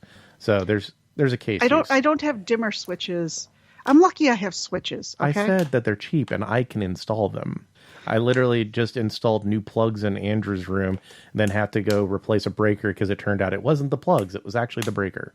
Yeah, so. It's just annoying that I can't find anything that gives me the equivalencies of, if I put in the equivalent of 240 watts, how does that compare to having a single 60 watt? Well, I think what you'd have to do now is actually look to see what a 40 watt output was in lumens, and then what a 60 watt output is in lumens, and then go from there. If I have two of the 40s, do they stack? Are they exponential? What is the difference between having two 40s as opposed to one? See what I mean? It's one of those. I would have to. Here's where it becomes completely ironic. Is I could probably ask my dad this, and he would be able to just give me the answer right away after making fun of me a little bit. But the reason I can ask the question at all is because my dad isn't here. So it's one of those kind of situations of, okay, I would have just asked my dad, except, so yeah, I find that kind of weirdly ironic and very frustrating. Okay, so I'm actually trying to look up whether or not lumen is measured linearly. In a linear fashion. Or in an exponential fashion, or a logarithmic. I mean, it could go any way. I don't think it's logarithmic, because those things just shoot up like crazy.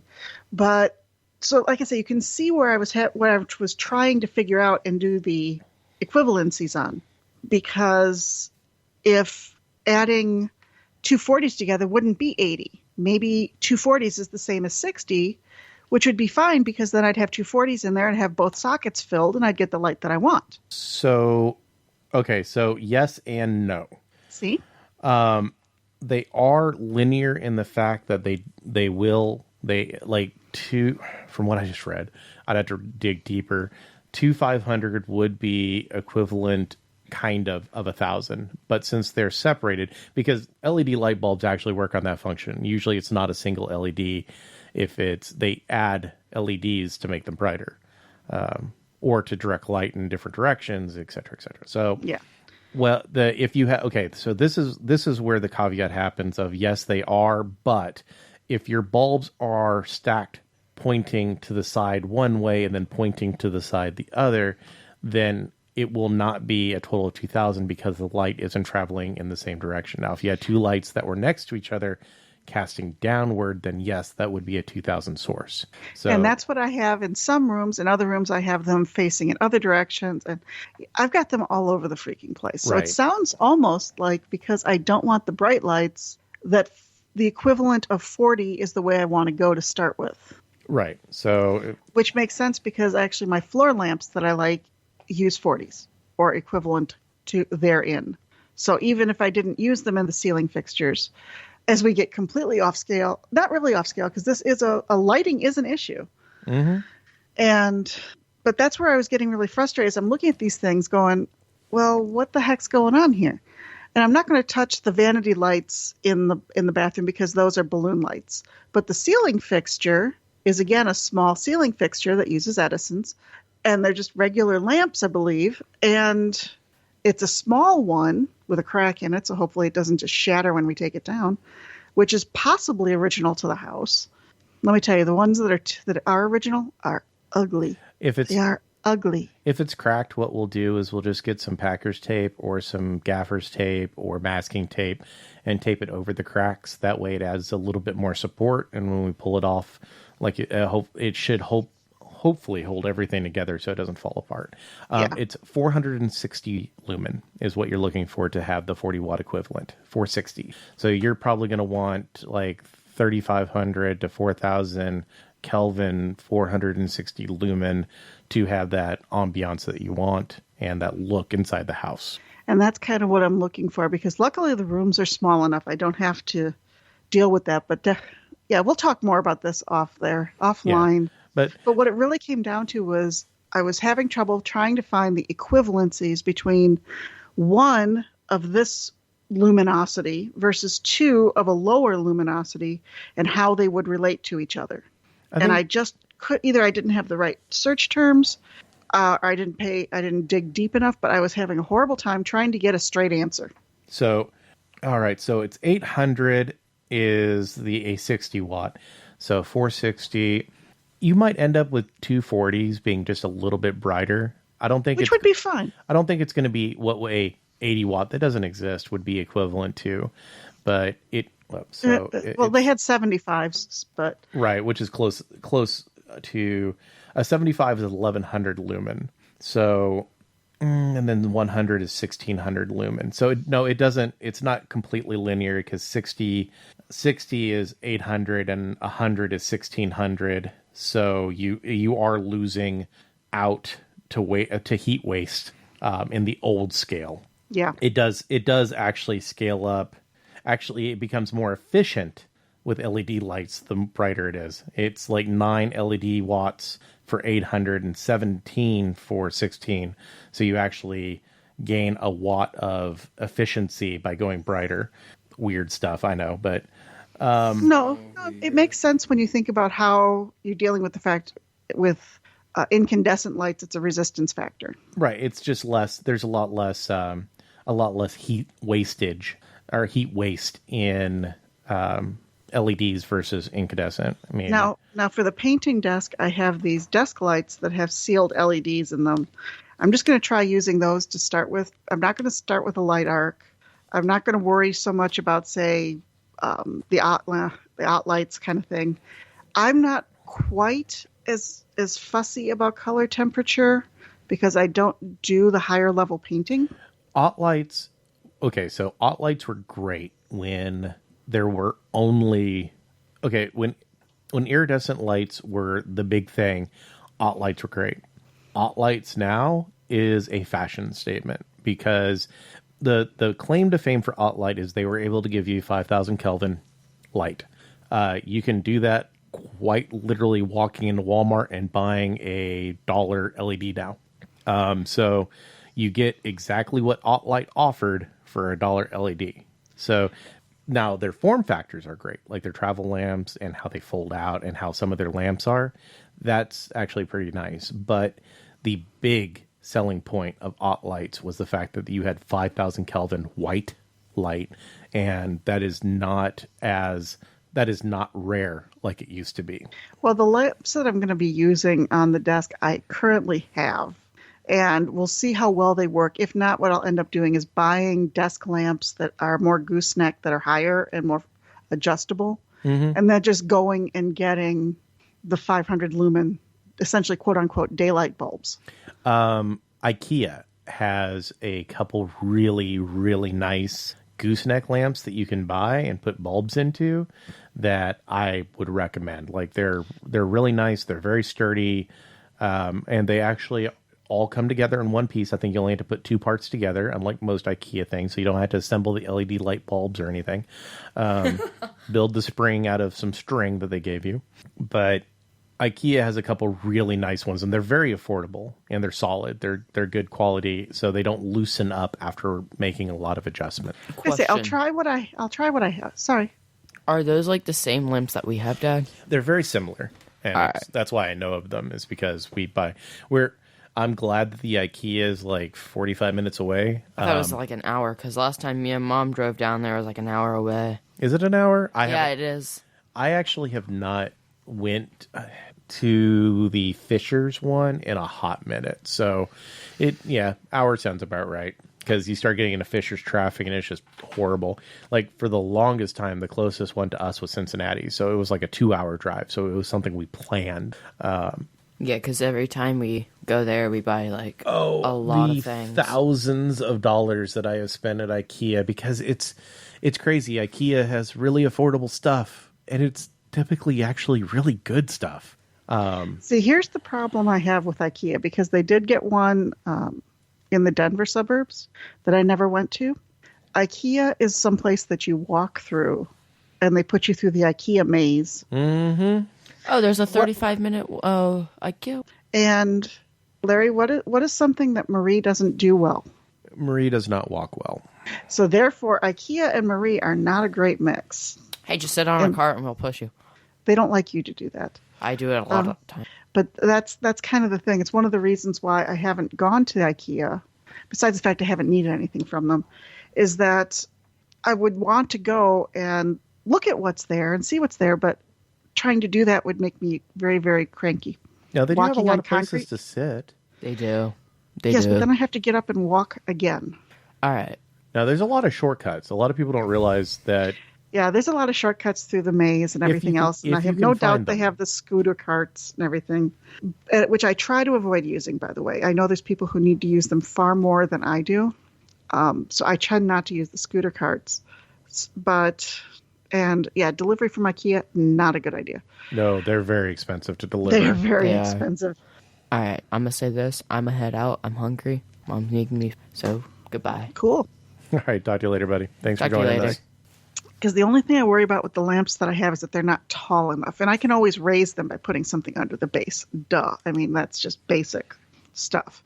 But I have them, and if they work for me and they're the right color temperature, I'm not going to worry about it because I have them, kind of thing. But I may end up just getting lamps and putting in a couple of LEDs and be happy with it.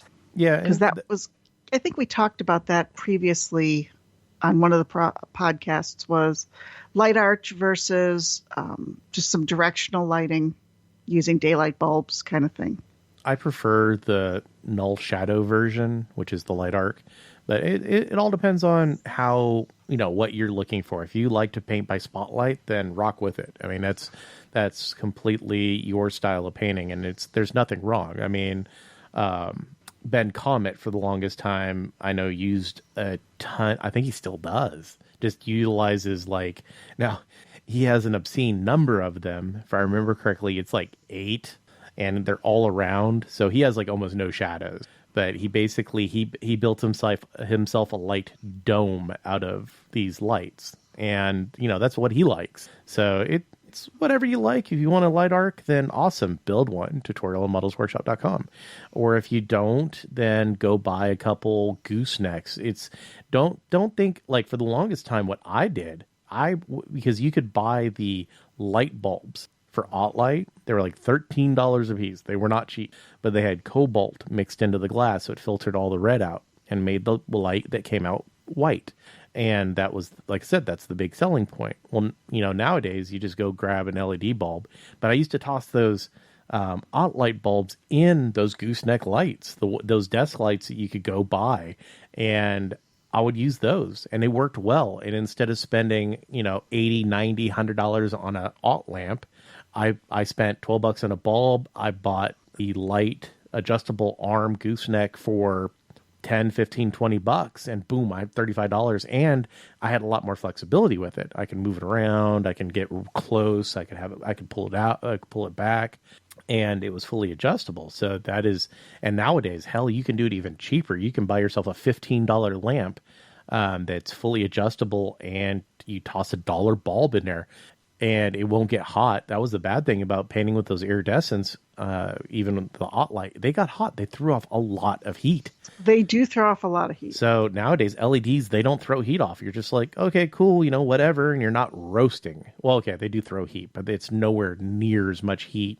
There's not as much waste heat as the old incandescents. I mean, hell, you could almost use heat lamps. Think about it. Okay, heat lamps are light bulbs. The Easy Bake Oven was a light bulb. Yeah, literally. Was an actual just incandescent light bulb. 100 watt. Incandescent light bulb, yeah. So that's what I'm looking at when I put the lights out for my my paint table, my paint desk, because I have a paint desk now. Getting up there in the world. I'm getting up there in the world.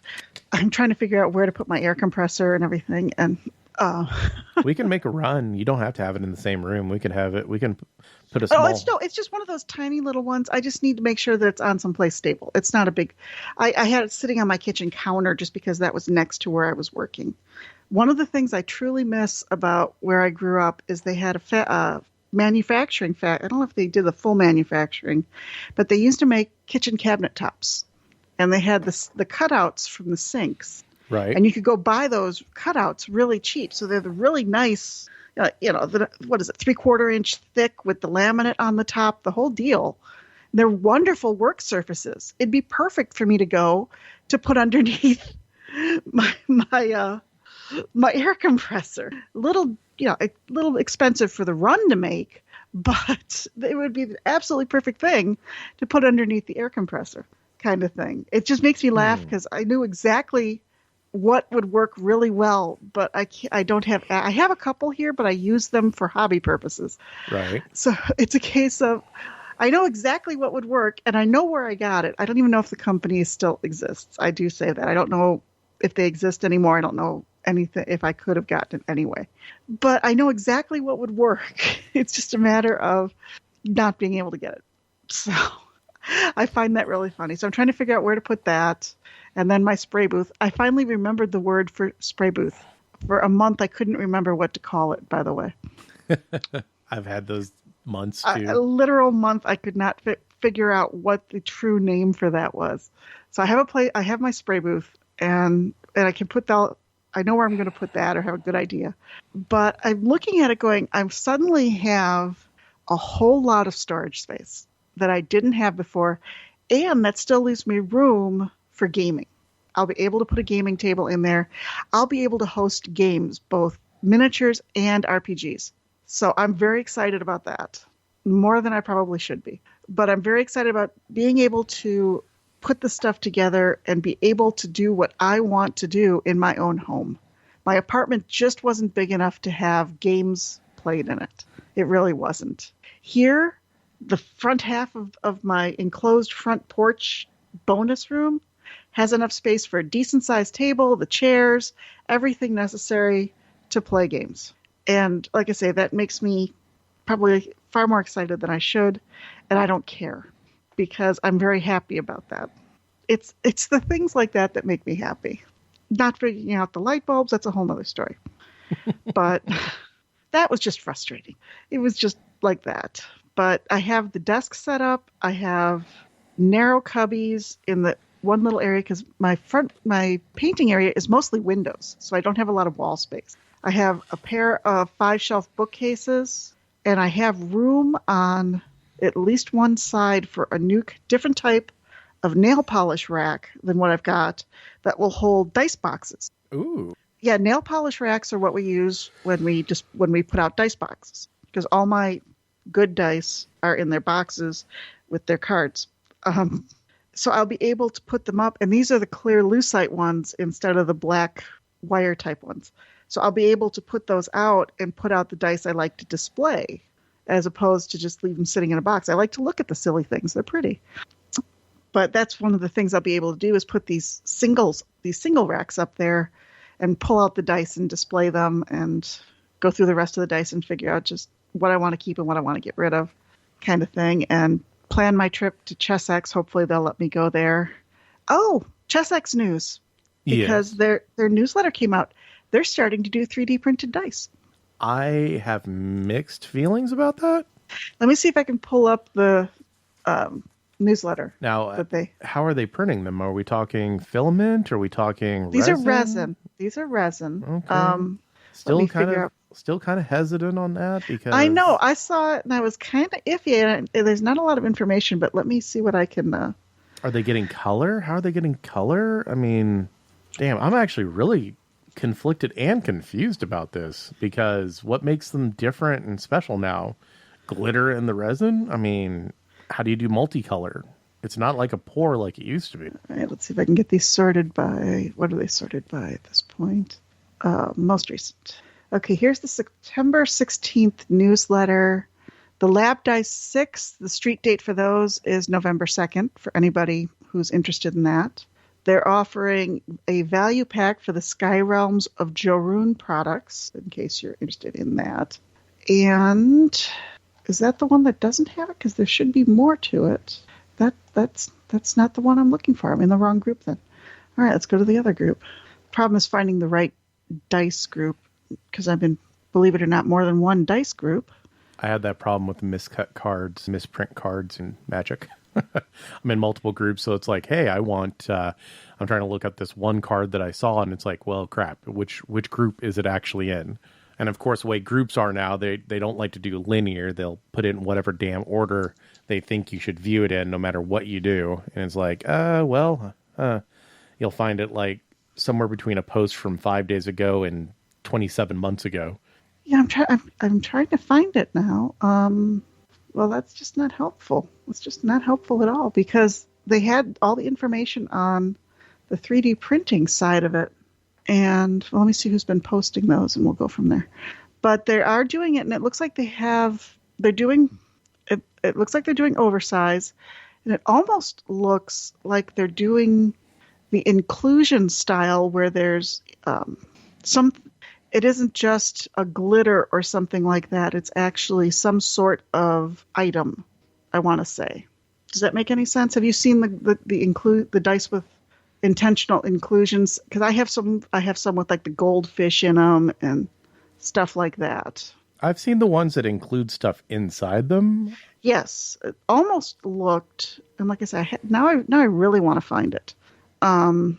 Because it looked like they were going that route and it was clear resin almost. So like I said, I have to see if I can find it now. It just seems still really weird. I mean, they could do floaty dice kind of interesting, because it prints upside down. That still doesn't really work all that well. I don't know. This just seems boring. It just seems like the dice are going to be boring. Yeah. I really don't know how they're going to be able to 3D print dice and make them exciting. They're just going to be one color and, they can print stuff. They can make it where there is something inside the dice that rattles around easy enough because it's all going to be, it can be printed. It'd have to have a small attachment point that would break after the print's complete, but... Well, unless they're poured resin. Oh, well, you said they're 3D printed, so... Well, yeah, that's true. I said it was that. Like I said, it's now I really want to try and talk and look for this. Dice Sword Acquisitions? No, that would be the wrong one. It just doesn't make... I cannot fathom on how they would make these look good.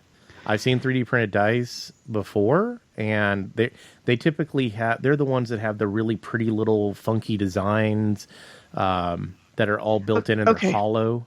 All right, here it is. New 3D printed dice. And I'm actually reading from their retailer newsletter. At DragonCon earlier this year, we sold 3D printed show dice to gauge interest in carrying similar dice. They're going to carry them designs of their own size, dice of their own designs in the future. They're in the planning stages, and they have stuff in them. These were the ones that were. I'm gonna see if I can send it to you through this, and you can read it yourself. Let me see if it'll paste in here. Yeah, okay. I'm sending it to you through Facebook so you can see the same thing I'm seeing. That has the but they look too smooth to be 3D printed. They almost look like poured resin, unless the inclusion part is 3D printed, because they're talking about polished and unpolished. So it might be a combination of 3D printing what goes into the D20 and that, or the D6, because I don't think they're going to do. I'd be very surprised if they did polys this way, because they look like holy shnikes. Did you see the price of them? Oh, I saw the price for 24 millimeter D20. But that's why I'm thinking that the inclusion is the 3D printed part, because that's unique to. But it's got so many colors, especially in the D6 example. I don't know. I mean, this is why it's almost worth. Maybe we see if ChessX wants to talk to us. So, and they've got the ones from Spiel, which is the German, big German convention. Mm-hmm. They do have, and I'll this is for the people listening. They have the 2022 con dice, the 3D printed D20s. They are limited. They're not going to make them again. For one thing, they misspelled one of the words because they were just samples. So if you are a collector of those kind of things like con dice or specials, this is something you might want to get your hands on. But I'm looking at it myself, and I'm trying to figure out, especially when they're talking about unpolished. Unpolished tends to be poured resin, because the dice masters that people make are 3D printed. Almost all the dice masters now are 3D printed, and I'm not sure if they're polished before they're molded. They probably are, because dice polishing is a whole different ball of wax. But it was just one of those things where 3D printed dice, and I still have questions. Now, I'm not going to say I'm not going to say that this is. I mean, I'm looking at examples, and if these dice were in fact 3D printed, then awesome. But I have concerns of, like, how did they get the thing in there? That's why I'm saying it looks like poured resin. It does. It also has the traditional ChessX rounded edges that you would get from tumbling. Right. ChessX doesn't do precision edge. Right. It looks like, honestly, it. Yeah. Exactly. That side that you just made. And the fact that they're charging $50 a piece for these, it's one of those. I want to see. If they're hand polishing, I want to see a video. I want to see a video of them 3D printing this. I am hesitantly calling shenanigans on this.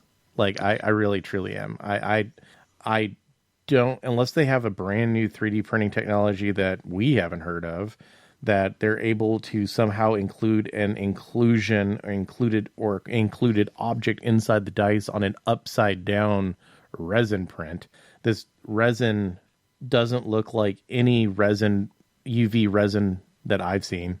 It's too clear. First off, it's like that's the clearness of a poured resin. Yeah, this looks like a standard. This honestly looks like a standard poured dice. This doesn't look 3D printed. So my question is, where does the 3D printing come in? Is it the inclusion on the inside? But if you looked at the inclusions, they were so multicolored. You can do that. You can actually do that. There are setups now that you can use full gambits of colors. They're pretty extensive, but if they're talking about $50 a dice with either multiple extrusion heads or color switch, then cool. I can be filament printers, you throw a palette on there and you can do multiple colors. Right. You can also just actually put a holder on there and put a Sharpie against your filament and change the color that way, by the way. Right.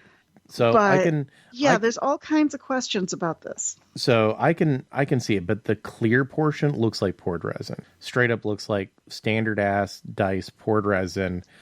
Even the frosted version makes me think poured resin. It doesn't. Nothing about this screams 3D printed. So unless the cost of it goes into the hand polishing, then you're getting into the custom handmade dice maker world. I've seen handmade dice sets that are less than that. Yeah, I can go on Etsy and find a full 7 set of dice that is less than $50. That's hand polished, hand poured, and I want to see a video of them working this magic. The fact that center one in the that's got the frosted effect. Mm-hmm. If you look, all the numbers are different colored. That is not something that can be done mechanically. No, it's probably hand painted. It's probably that's why they're probably so expensive. Is they're hand finished? Probably, but still, that's a bit much. My entire concerns is like how. Like, none of this makes sense. It looks like a poured resin. Now, if they manage to have done it, awesome. I'll applaud them. But I'm still very hesitant to be like, oh, okay. Yeah, that's totally 3D printed. In all honesty, I kind of look at it, and they say they're 3D printed, but I want a video. Okay, so now I have to up my timeline of contacting them and seeing if I can go in there, first of all, to pillage their premium dice mixes. And second, to curate my lab dice, and third, to actually go for the podcast and ask them questions and ask them about their potentially new 3D printed dice and other things they want to talk to us about. Either I'll go out there with you, or I can give you one of my voice recorders. And yeah, I don't know if you can go up with me because your work schedule. We can go one of the days that I'm home on Friday and get home. If that's good, yeah, if that's good for them, because that's like what, an hour away? Thereabouts, a little bit, yeah, give or take. Give or take an hour. But see, Midwestern distance. Fort Wayne is big enough where you actually have to give the adjustable, because if it's on the north side of Fort Wayne, it's going to be closer to like an hour and a half. South side, it's like an hour. Yeah, I haven't looked up their address, but I know they're up in Fort Wayne. But it might be worthwhile, now that they have this new thing, really to get some information from them and get some more answers, because there's a lot of questions that are going with this just looking at them. Mm-hmm. And like I say, and the reason, dear listeners, you don't generally hear about this stuff is, as I said, this is from their retailer, like bi-weekly newsletter. They have it come out like every 2 weeks. That's bi-weekly, right? So they have it come out, and this is only to the retailers. And what we have on some of the dice groups are retailers, and what they do is they are nice enough to post this for us so we can see what's going on. That's how we know about when lab sets are coming out, because they tease their retailers, so the retailers can drum up interest, kind of thing. And like, because it says pre-orders are due by this date, street date is this, so it's definitely a retailer thing. They will also be having new pound of dice 12 millimeter D6. That's a new thing, because they only did 16 millimeter pound of dice. They would do polys. And then they do 16 millimeter D6. Looks like they're doing the 12 millimeter D6. And they're doing it now because they say they have an excess of second quality 12 millimeter D6. So they're going to bundle them up in pound bags and sell them off. Approximately 250 dice per bag. Yeah, the pounded dice are actually pretty fun, especially if you have like one. They usually have they always have an exclusive set in them, and they're cycling them through faster than they used to. They used to have the same ones for a long time. Now they're cycling them a lot faster, and that's sending up the prices of them on the secondary market, because yes, there's a secondary market for dice. We've gone over this extensively, and there's no official names for any of the pound of dice sets. So the dice groups just kind of come to a general consensus on it, and that's what goes into the dice wiki, is kind of someone picks a name and someone else continues to go with it. And that's what happens with these. It looks like there's approximately 6 variations for pounded dice, and they are cycling them through, I want to almost say at least every year. They change out, if not more frequently now. And they're generally a speckled dice of some kind. I have noticed that they do. They almost all, I think all of them have been speckled. I can send you the dice wiki if you're that interested in the pound of dice sets. But I have, I think, either cinnamon sugar or apple pie I got. My old game store never kept the Pound of Dice D set intact. They dumped them into the general mix. You had to pick through and hope you could get all 7 pieces. Oh, that would be lovely. They didn't understand. Okay, remember, I lived in Colorado. My game store owner very much enjoyed living in Colorado. And that's all I'm going to say about that. Even though I specifically asked to have the Pound of Dice D6, the sets set aside. Yeah, no. There are vendors who do sell the Pound of Dice sets still in their little manila envelope and sealed, so you don't know which ones you're getting. Some sell them as sets. So there are vendors who understand, retailers who understand the value, quote unquote, of the Pound of Dice sets, but my game store was not one of them. Okay, so first off, it actually took me longer than I thought it would to find their actual street address. Yeah, they hide it. Yeah, it was. If you just type in Cheswick's address, they give you the PO box. So I was like, okay, challenge accepted. I was getting to the point where I was like, am I going to have to literally pull up their business license? I thought I was, to be truthful. It is on the northwest side, kind of northwest, but it is right off of I-69. So we would just hop up I-65 or I-69, hop off at Leesburg Road, most likely, or Hilgus Road, and then you'd end up into a little complex like what I normally drive to. Cool, because that means that I'm on the way and you can just pick me up.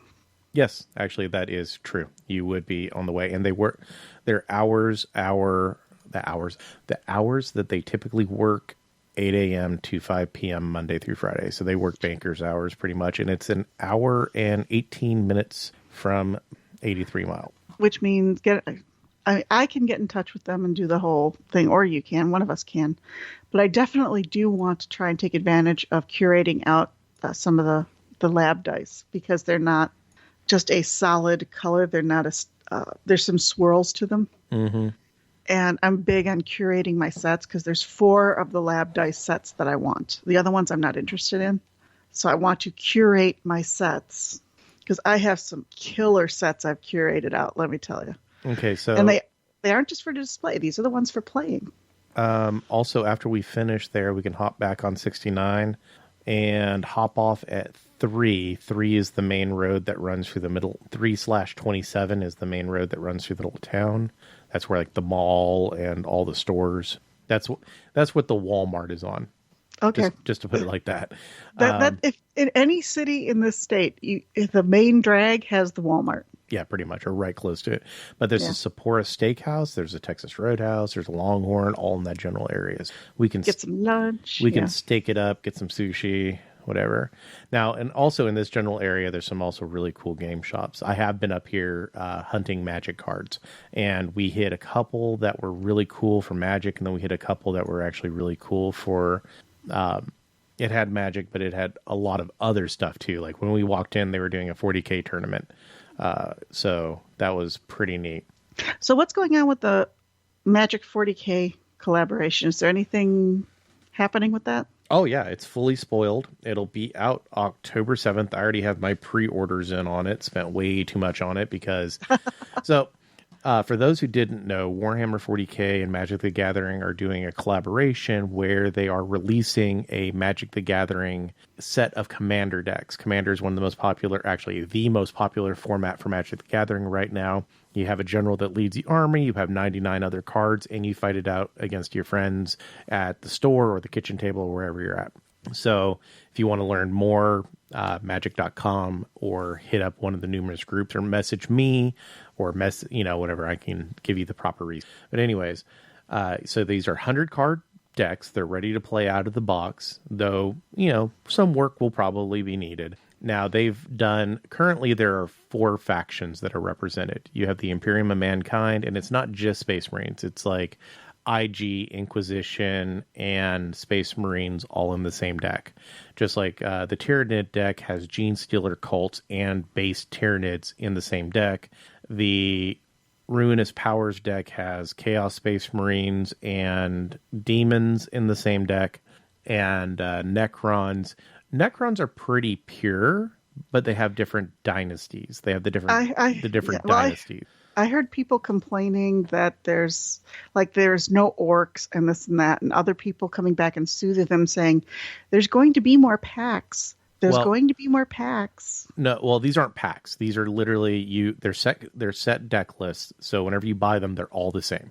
And it's 100 cards. Now, they have already announced a secret lair, which is a special program that Wizards puts on them where you can order them directly from Wizards, that there are going to be 40k orc cards, because there's actually even Magic the Gathering, but there's going to be 40k orc cards. Now, I don't know if it's going to be a whole deck that they release. They have sold commander decks via secret lair, or if it's just going to be certain characters that you can buy. Now, I'm an Eldar player, so I'm a little sad that we did not get any Eldar either. And I think they could have fit quite well because they're basically space elves. But orcs are coming. That has been announced. And well, I just brought up orcs because I'm part of the orc groups, obviously. But Eldar were brought up, and the fact that these major factions weren't part of the whole thing. Well, they did... I would not be surprised if this is going to be...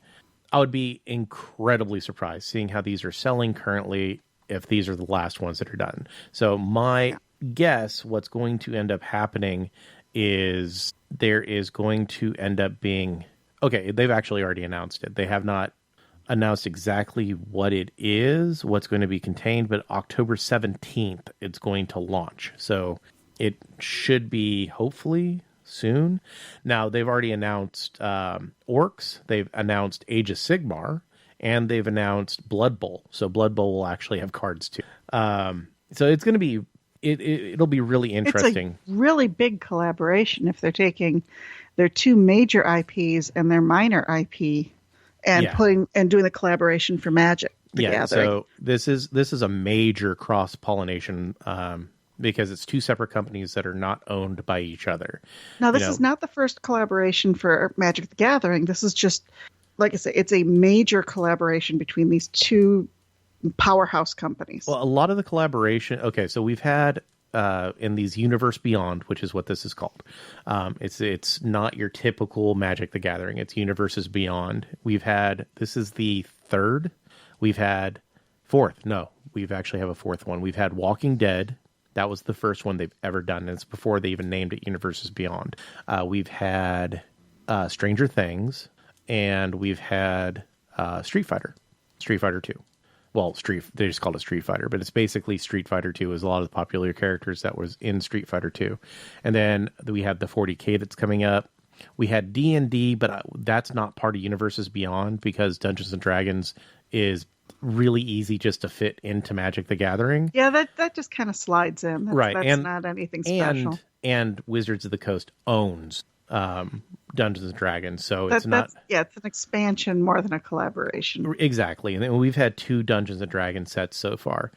And we have the 40K collab, a crossover for Universes Beyond coming out. They've already announced Lord of the Rings. That is confirmed. And there's a few others that have been confirmed that they are coming out. Oh, we had Fortnite, too. I completely forgot. We had a Fortnite set that came out just a month ago, and now is another Universes Beyond. Now, there is some drama. There is some drama about the Warhammer 40K. Personally, the deck lists are fully out. I really enjoy them. There's 41 new cards, meaning there's 41 cards that have never been printed in Magic before, which is a lot more than we typically see coming out in a Commander product. Commander decks, when they come out, they'll usually have like anywhere from 10 to 20 new cards. This one has 41 new cards per deck. So you're talking 164 brand new cards that have never been seen in Magic, which needed to happen because you can't be like, oh, Abdon, it's really this card was for Magic. No, it has to be its own thing. And a lot of especially if you're doing the Chaos powers, a lot of the big guys are represented. They have Blood for the Blood God, which is actually a pretty cool card. It's pretty nice. Now, there's another little bit of drama that's going... Well, the first part of drama is they're afraid that once Wizards and Warhammer... Wizards and Games Workshop, the license expires, that they will never be able to print those cards again, effectively making them reserve listed, which could cause the price of those cards to skyrocket. Because another Hero Quest situation. Because there's no way for them to print that. That's the problem with reserve or with licensed products. Now, for the products that were released for all of the other universes beyond on Secret Lairs, they have come up with a workaround for that.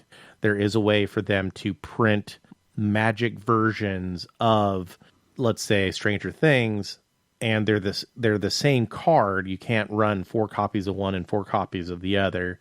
You can only do 4 copies of one or 4 copies of the other, or if you're playing Commander, 1 of one or 1 of the other. They have worked that out, and they might do something very similar. And basically, all the workaround they did was at the bottom, it says SLD equals the number of the card. That means that card is equal to the Secret Lair drop of that card number. So the 11 card has a magic. Now, they've already released these. This is the only one that's been released, is the ones for Stranger Things. They haven't released the Walking Dead ones yet. But there is versions of each card for the Stranger Things Secret Lair that have been released in a regular Magic border with a completely different name, but the same ability. And the way they did it was they put SLD equals the card number, and that means this card counts as whatever card was in the Secret Lair drop that's equal to it. So, like, there's a card that is something the Wizard, and it's equal to 11. And that makes sense, because, I mean, then you can just proxy it in. Well, it's not even proxy. At that point, it's just Wizards can now reprint that card, and it's functionally identical to the 11 card, even after they can't print the card 11 anymore. They can that's still what print. A proxy is. Well, no, a proxy is a card that's not officially released by Wizards of the Coast that you put in your deck that represents. We'll do it semantically then. But It's not semantically. That's legitimately what the rules are in Magic. A proxy has its own rule. So if you're talking, I apologize. If you're apologize. I was talking in generic terms. Remember, I don't play Magic. I get that, but there's actually rules in the comprehensive rule book about what a proxy is, and it's an unofficial representation of a card. But these are not proxies; these are official representation. I don't know what word, but it's substitution. Yeah, it's an exact substitution, just with different names. So they'll probably do something similar with the 40K once the license is expired. That, or they signed a really long ass contract. And they're going to be doing this. They're already going to be putting it out with the new cards that come out that are the same, the equivalencies, and plan for the obsolescence of it, because that's the problem with collaborations, is they can go south really, really fast. Well, we're talking 2 multi-million, and in one case, billion-dollar companies that have been who are very tight on their IPs. So Which is why it can go south really, really, really fast. Well, I'm just saying, I'm sure that they've got something. I'm sure before Wizards even approached them, they already had a plan in place on how to reprint the cards without using the intellectual property of. Well, that's what I'm saying. They probably already have the plans in place for those equivalencies. It could be as simple as them having a thing 40K equal, and then it gives the number, and you go look to see what card it is, and it's the same equivalency. Right. Just like they did with the other one. Actually, because the symbol. Every set has a 3-letter code designation, and the 40K ones, of course, are 40K. And the one problem that I came up with is that they try to use the Secret Lair drop system of putting the initials. Well, technically 40K is a trademark thing, so they couldn't even do that technically if there was really bad blood. So that's the only thing that kind of made me go, you probably should have used a different code for this set. Just saying. Maybe not, because it is generic enough. That's one of the things you and I were talking about with the Chapter House lawsuit. Is I think 40K was one of the things that they lost out of the Chapter House lawsuit. And it makes sense. It is very generic. It's generic enough in that respect. And the other thing that came out just recently was the Leagues of Votan faction for 40K. Squats are back. Yeah, I'm actually kind of excited about that. I don't know why everybody is painting them orange. I've bumped on a few videos, and everybody is painting the armor orange. Is that something that's old school? No, I'm looking at the box set, and it's not orange. No, I'm saying like, I don't know. Was that the old Rogue Trader? Were they orange? I could try and look, but for whatever reason, there's been a few videos that I've seen, and everybody's painting their armor orange. I could see it with, I mean, if you look at the old lore for squats, I can kind of see it because they were miners. So maybe it's safety orange. Ooh, that'd be cool. Safety orange. Well, that would be cool. Have the little straps be, yeah. Oh, Yeah. have them in high vis yellow. Oh my God, you're going to make me buy the reflective high vis powder just to mix a batch of it. Yes, Just to put it in there. That'd be great. The sun's going to fucking hit my models and everyone around me is going to be like, I can't see. But no. Yeah, so squats are back. And the box set obviously is sold out, the pre-orders and that, where it comes with, it's like the 25 models. It comes with the codex. It comes with transfers. It comes with data cards. It comes with tokens. It's a starter set. I need to see if, okay, there's a place called The Hobby Shop, Southside Dayton. If you're into RC cars or Gundams or you board games, slot cars, RC planes, or Warhammer 40K or damn near every miniature, awesome place. They sell 40K at the maximum discount, so it's 20% off no matter what you buy. And they have a really big selection. Like, I remember walking in there and I'm like, what the hell? Because it's really eclectic in a way. It's all hobby. Well, but, squats right now only come in the single box set. Well, what I'm hoping is they actually have some. They might. The box set is $200. That means it'd be $160. $160. I'd be tempted. That's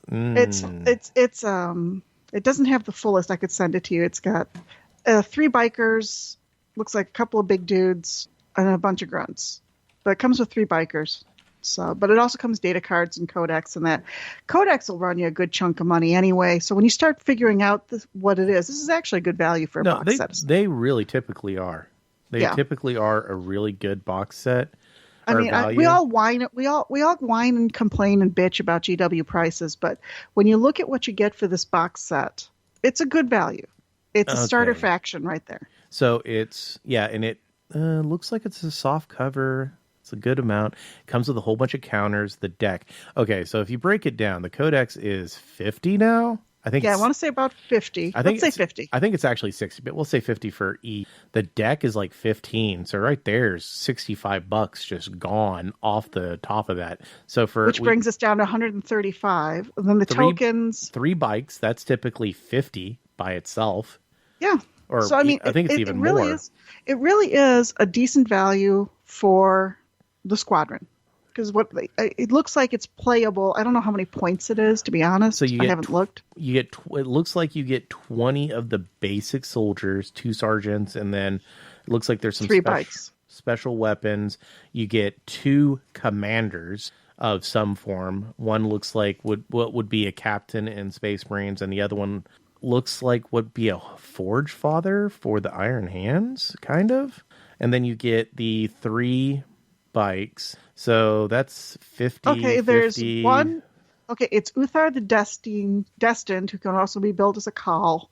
1 Einhard Champion, 3 Hernkart Pioneers, and then 20 Hearthkin Warriors. So you got 20 grunts, a few veterans. Okay, I see the ones they're talking about, and then a war boss. It looks like. Yeah. So the Pioneers look like they're on the bikes. So, but yeah, I mean, it really does look like a good value. What happened was I wouldn't have paid much attention to the squats. My dog just broke. Oh, the dog and the wife just broke in here. Wow. The wife just joined them. Hello, Kara. Marie. The cocker. Oh, come on, Goo. Click. Clingy. Is puppy ADHD kicking in? You can hear just click, click, click. I'm watching the spectrogram, and it's like clink, clink, clink, clink, clink, and they're everywhere. What's funny with my cat is there's a lot more uncarpeted surface here, so I hear her clicking around, but it's only half as many because she's declawed. Alice, she's getting her. Sorry. Hi. Want some lovin's? What? Oh, shut up. She's talking about me falling down when I was coming up here. Gravity works. You were just testing.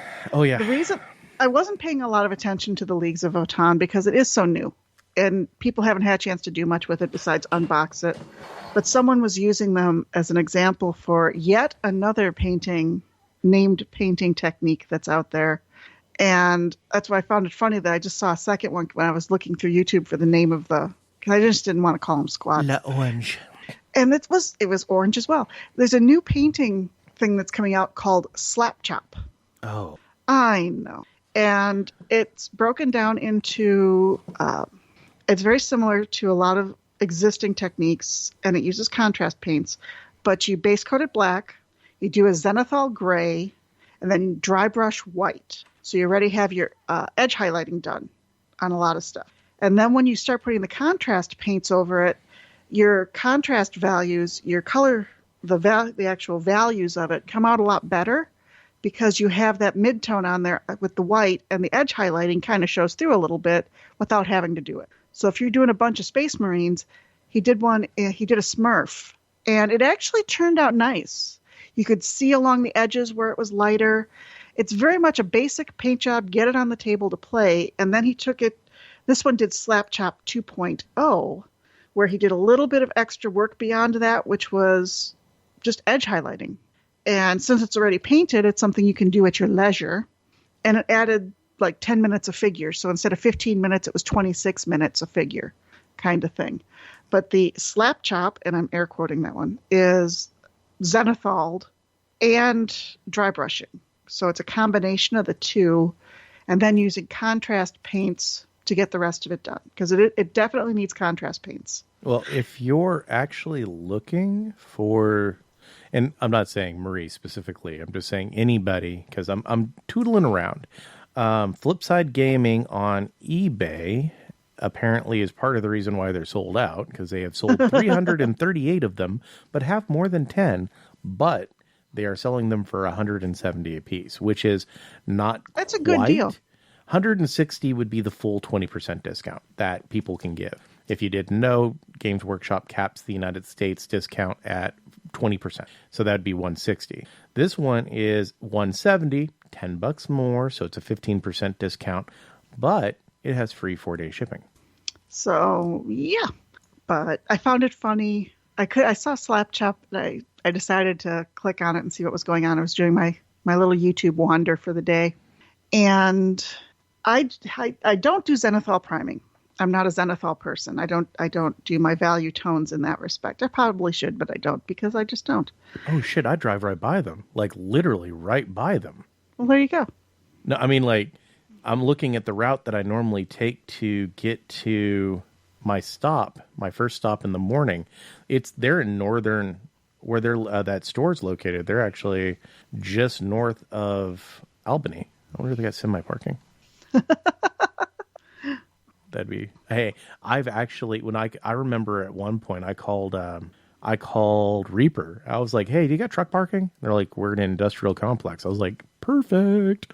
And I actually went to Reaper. And that's when I met Reaper Brian when he still worked there. It was actually as Bones 1 was going on. So we went in and did an interview. It's like one of the first things that we ever did with Models Workshop. We went in and did an interview with Reaper Brian talking about Bones 1 and the problems they were having, which at this point were nothing compared to the problems that ended up happening. But we talked with talked with him, and they were like, hey, were you expecting this? Like, Reaper was not expecting the success of Bones 1, like, at all. It exceeded their expectations greatly. This was the way that they set up. Now, every Kickstarter that they've done since then has been set up very differently, because Bones 1 came close to losing money. It might have just evened out, but it was at the fulcrum of losing money. I would honestly, in all honesty, I thought they did. I thought they lost money, but they were like, hey, we got these molds made. It was like that cost. It was a cost balancing measure of basically they only... Okay, we're going to suck it up on the pre-order, but we'll catch up on the back end. Right. They got the molds made for 5% of what they would normally have cost, because molds are expensive, folks. If you don't know this, molds are very expensive. Yes, injection plastic molds are very expensive. A handle for... Okay, so I watched Linus Tech Tips, and he just designed a... Oh, you're going into the screwdriver handle again. Well, it's the perfect example, because I know exactly how much it was, and it's not a very delicate part. It's just kind of there, and it's a screwdriver handle. Now, it is a screwdriver handle that has a sliding portion that has a bit hideaway and all the mechanics, because it is ratcheting screwdriver inside. So it's not like your typical pour. There is a lot more to it. The mechanism slid in while it's still hot, so when it cools off, it contracts down around the mechanism and all that jazz. It's really cool. He actually does a full-ass video on the screwdriver being made. They had this thing in development for 3 years. It is a $60 ratcheting screwdriver, and I'm honestly, because I'm into computers, seriously contemplating getting one, because I can use it for computers and I can use it for RC cars, because they sell the same type of bits that goes into this thing. It uses standard bits. Theirs are just shorter, so you might have to file them down, or there's a way, or just not put them in the screwdriver. But anyways, he actually goes in detail about the handle, because they said the handle was one of the hardest parts to get designed of the entire thing, because there was a lot of issues. They decided that they wanted to get everything sourced locally. They wanted to own their molds. So they chose not to get them done in China. And to get molds done in China is cheaper. It is absolutely cheaper. So these prices I'm giving are Canadian, but they should transfer pretty well over to American prices roughly as well. And I think he was actually using the USD equivalents for these molds. He wasn't using what he calls the Canadian ruples. So he was talking about all the process that goes into making the molds, and he was even blown away, like all the different things. And they were talking about getting this mold made to make a handle for this screwdriver, and they were having to hide the ports and hide the vents and where they were going to be, and so they weren't visible. The fact that the frosted nature of the screwdriver is actually done in the pour process, the venting process. It's not an after process like I personally thought. I thought like to get something textured like a satin finish was something a after effect. It's not. It's done in the molding process. And the simple mold, and it's not a big mold, to make this screwdriver handle. And they got it made out of hardened steel, so it doesn't wear it. Its injection life is great. It's really big, a really big number. So it's hardened, which adds to the cost, obviously, because you can't just use milling tools to mill out a mold. At that point, you actually have to use specialized lasers and some other stuff and voodoo magic to get the shape etched out of the steel. And that mold cost $50,000 for a screwdriver handle. And you're talking a mold that is like a foot by 14 or 15 inches by like a foot. That size mold cost $50,000. So whenever you complain about GW's prices, keep that number in mind, because one, GW also produces their own molds. They tried doing China. It failed. It was a bad experiment. Quality was horrible, and their molds were stolen. And that's why a lot of the counterfeits exist nowadays, is because that's why China Forge exists today, is because they sent molds over there to be done and they were stolen. So Games Workshop also makes their own molds. Games Workshop has also revolutionized some mold making processes. Yeah. GW actually revolutionized mold making because they asked for things to be done that no other company in the history of injection molding had asked for before. Baneblade actually has several revolutionary processes that are kind of standardized now. I don't even know if they patented them. Probably make a little bit of money, but they actually have moving pieces in the Baneblade bolt, in the main blade thing. That's how come you can have hollow barrels that are all one piece. It's because there's a little rod that slides in there, it injects around it, and it pulls the rod out. So, and that was a GW thing. So whenever you look at these box sets and wonder why is this so much? Well, look how yes, absolutely. every time you have a sprue, like a full sprue runner, that is a completely different mold. So you look at this box set that probably has 4 runners in it. I'm going to say 4 runners, maybe 3, but I'm going to say it's probably got 4 runners in it. That was, and these are much bigger than what that one thing. So the milling time went up a lot. Those are probably $80,000 to $100,000 per runner. And because they're going to use hardened steel because they're going to make a lot of these. So think about that whenever you're like, hey, this is expensive. They have to look at how many runs they're going to have to do before they actually break even on their molds. And there's always technical issues. Have you ever seen a mold get dropped? I have. And it'll crack it. Especially if it's hardened steel. It's hard, but it's also very brittle. So if they drop it, there's a decent chance it'll shatter. And there's $80,000, $100,000 gone. So, and plus there's maintenance. You have to fix the injection points. You have to, all this other jazz. So yes, GW is expensive. GW is quite expensive. But GW also puts out a product that rivals anybody. The details on their models are astounding. Yeah, the stuff that they've got coming out really is stupidly detailed. Sorry, I just banged my head on the shock mount for my mic. Back in the day, we had Forge World to get super detailed models because that's how things were. We'd have the Forge World for super fine detail and all this.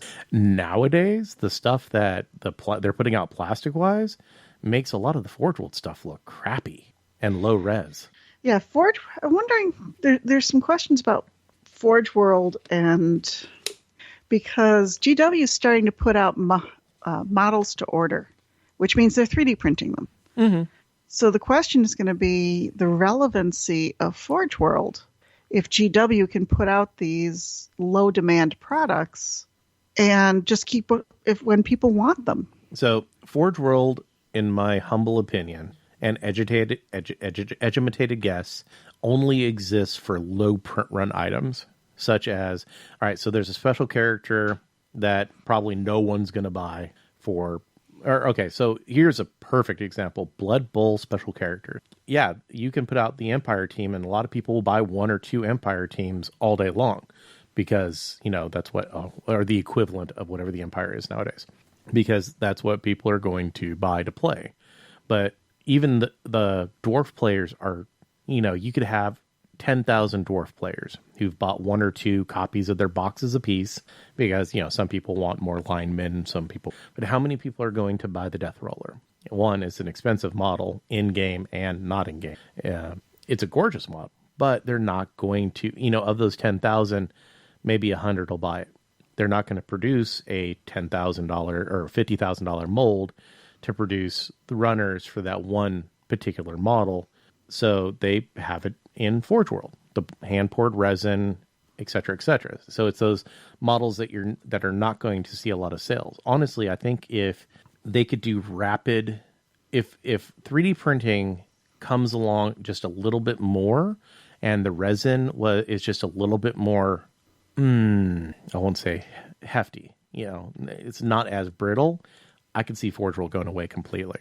Or Forge World, you being the 3D print people. Well, we have the Silocast already, and it's almost there. The Silocast is the detail that's held in there. I honestly, it's almost there. It's almost there. Forge World is either going to be dead or repurposed in the next 10 years. It's going to get folded. I think my guess is it's going to get folded into the made to order. Yeah, I think they're going to be the made to order or precision pieces or fine art pieces. They have a place, but their place and purpose is going to change. We don't need them to make Bane blades anymore. We honestly just need people to buy enough Bane. We have already. I'm honestly at this point waiting for them to eventually switch over, like Revenant Titan and all of that jazz, over to plastic kits, because I think honestly that's going to be an item that would sell. We had a problem as Eldar players that we didn't have a modern Eldrad, which is our main general for our army, for the longest time. And the reason is that it took forever for the ROI, the return on investment to cover the mold costs that we had to get to that point. And what they ended up doing is they put him in as a character in a box set, one of their game box sets, basically tabletop game in a box, which a lot of people bought because I think it was Space Marines and had some like really cool models in there. So it was a selling point for everyone. And then once they did that, after 8 months after the sale, either people who were desperate to have an Eldrad bought it just for that model, or bought it because it was a decent deal and they played both armies, or they split it with buddies. After that hoopla expired, then they released the Eldrad model you could buy individually at 50, 45, whatever dollars a piece. And that's why individual characters cost so much too, is because one, and people, they say this and they say it in a bad way. Well, the reason it's so expensive is because, they know people are only going to buy one of them. Well, yeah, that's exactly the problem, is that you're only going to buy one of them. They can make a $100,000 mold of Inceptors and versus one $50,000 mold of Eldrad, and they're going to make a hell of a lot more money off that $100,000 mold, because your typical person's going to buy 2, 3, 4, 5, 10 squads of them, depending, versus I'm only ever going to need one named character. So yeah, they have to charge more, because if not, people think that, oh, it's a single plastic miniature, and they only look at the plastic cost of that miniature. They don't look into the mold cost of that miniature, and the fact that you're only ever going to buy one, maybe two of that model, versus these other kits that you're going to buy possibly dozens of. So they're going to cover the cost of the molds a lot more, and they have to charge more to cover the cost of the molds. Like, if they could guarantee every named character was going to move 100,000 units, then yeah, they wouldn't have to charge so much. But that's not how things are anymore. And it's not the same as back in the day, where a metal model, regardless of what metal model it was sold on weight versus sold on the thing, because the molds were all the same. It's not that way anymore either. So just a little introspective, like why they cost so much, why named characters cost so much. And like I say, Silocast is changing the field a little bit for manufacturing. And I still say the way that GW can truly compete is to have printing in store. Keep their files to themselves and have the stores print on demand. So the files will still get out in the wild, but there's fewer channels for that to happen. But to have, say, these named characters, and 3D printing will have to advance to the point where they can do this, but have the printers in the stores, at least in the major stores in the areas, like maybe even 1 or 2 per state. I don't think they'd ever do that. I think they'd mail order them. They'd mail them out of Texas or mail them out of Nottingham. I don't think they'd ever put them in the stores, because there are some people out here that are desperate enough they'd break in and steal the fucking machine just to be able to print. Even if they would make the files their own format with encryption services, they could do that. They could absolutely. It's too much of a liability. It's just so much easier on them just to ship them. They can still do print on demand. Like I say, I have a feeling that's the direction that it will go, either the Silocast or print on demand, depending on the machinery. I agree with the print on demand. Sizes. I agree on the print on demand. I just don't think they'll ever put them in store. It'll be mail order only. Well, it would be, if you think about it, GW's really never been as customer friendly as they could have been.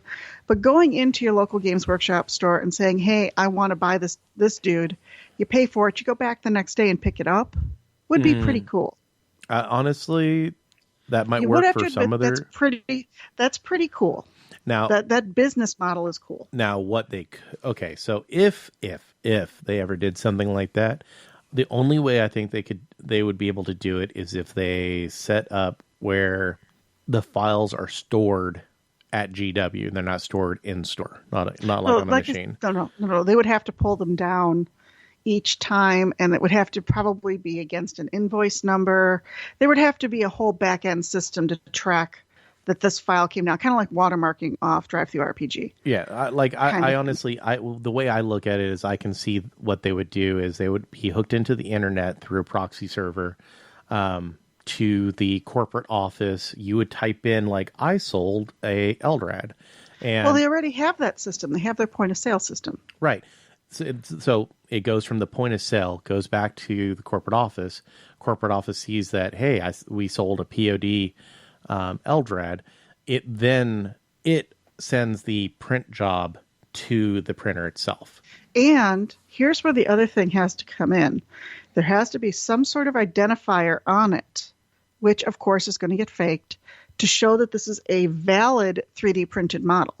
Oh, you could do a QR code. You could print a QR code on the bottom, scan it. Yeah, but I can print any QR code that I want to. Yeah, but you have it where it's okay. So you do it just like. Well, you talk about tournament organizers are not going to sit and scan QR codes. Well, I mean, so it relies on, for one, if it's GW, they're going to have a centralized system. Everybody's going to have the same. So if something looks a little bit different, you go, hey, judge, I think this is an unofficial model. And there's a little QR code on the bottom of it. You scan the QR code. Yeah, you can fake a QR code, but you can't fake where they scan a QR code and it literally puts up, hey, this is the person that bought it. It was bought in the Dayton North location on this date, and it was picked up on this date. Because as you probably know, there are more QR code possibility or combinations than there are atoms in the known universe. Right. I'm just saying that for the official GW tournaments, that makes sense. For the ones that make their own rules, that it gets a little fussier. At that point, people typically don't give a shit if they're 3D printed or not. Some do and some don't. Well, you make it a publicly okay. So you go for like graded cards. We deal with graded cards. They have a barcode. Now they've switched over to QR codes, and it's a publicly available database where you can scan the QR code on the card. It goes and pulls up the sheet of the card on the website, and you can look, see who graded the card, when it was graded. Outside of GW, I could see him scanning the QR code and just having it come back saying valid. Valid, invalid. It's essentially yes, no. That's all that the tournament organizers need to know is that, yes, this is a valid GW miniature. Off you go. They don't need to know where it was bought or by whom, because that's privileged information. Okay, maybe not that, but you could have a checksum. You could have a serial number printed underneath the QR code, and it comes back. You say, whenever you scan it, it goes, it's an Eldrad. And this is the serial number that's associated as a checksum to be like, is it valid? You can compare it and be like, okay, yeah, it all matches up. Yeah, it would just be more of a simple yes, no, it's this kind of model and it's valid. Very simple at that point. Or hell, at that point, you just put a fucking, a little chip. Just put a little damn microchip that you can... Not an RFID. Yeah, just put a little RFID in the base of the printed model, and you can scan it on any phone. Every phone can read RFID stuff, and at that point, it can literally verify that the chip in that is a valid chip. And they're not expensive nowadays. They're cheap as hell. But what it comes back to is print on demand is going to start getting larger for companies like Games Workshop. There's other ones. Warlord might do it. Anyone who's got the range of miniatures where they have ones that are not, you only need one or two of them, and you'll never buy more. This is something that's possibly going to become more. Silocast changed that dynamic completely because it made it accessible. So yeah, you're locked into a proprietary machine and proprietary resin, but it's a lot better than a lot of the alternatives. Give it 5 years and someone else will have something almost identical to that process.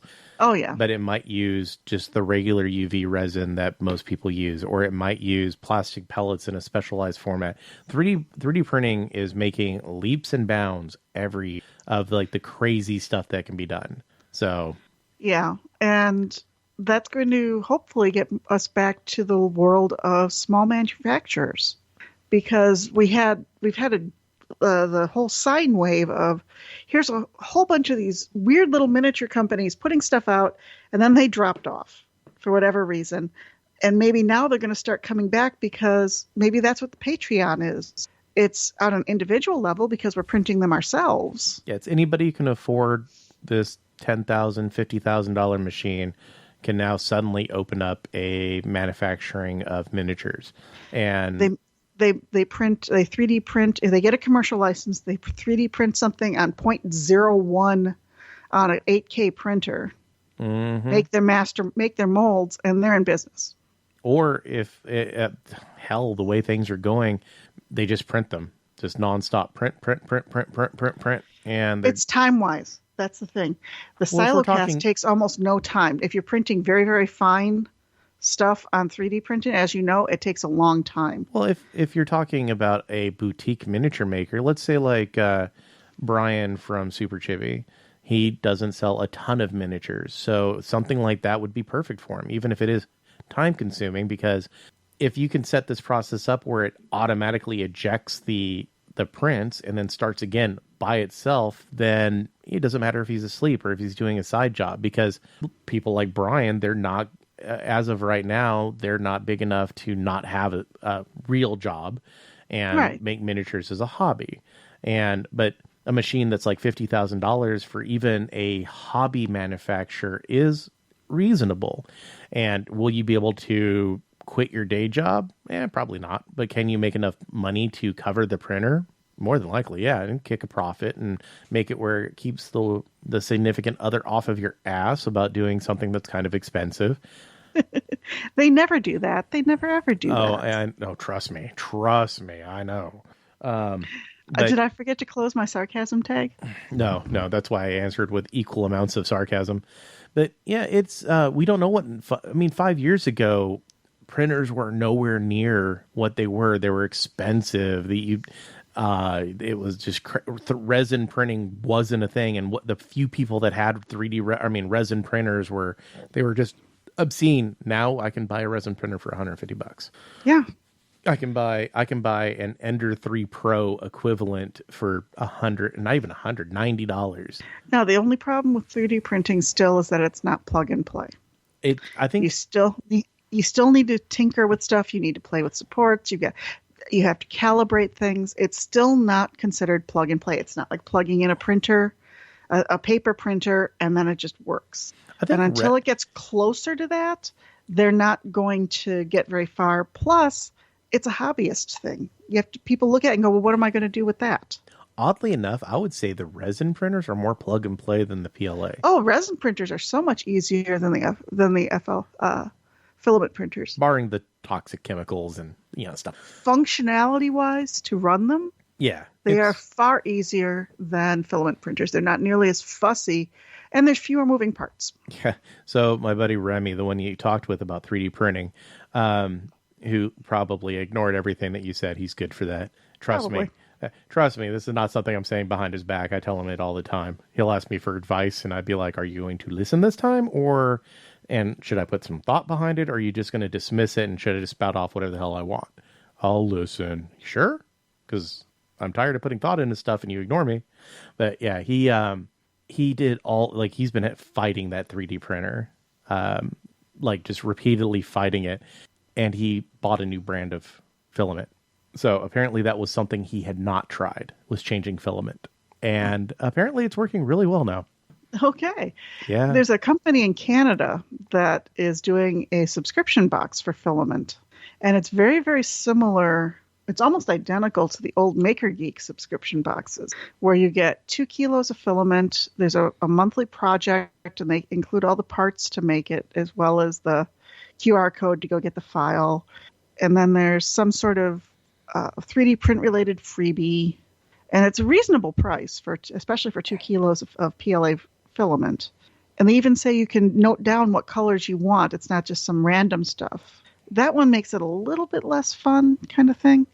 In my mind, if you're doing a subscription box, at least it's not a completely blind box. But I had to go do a who is on their domain, because it looked so similar to MakerGeek. It's almost exactly the same as what their subscription box was. Is it the same people? No, it can't. It isn't. This one is out of Canada. They have free shipping to the U.S.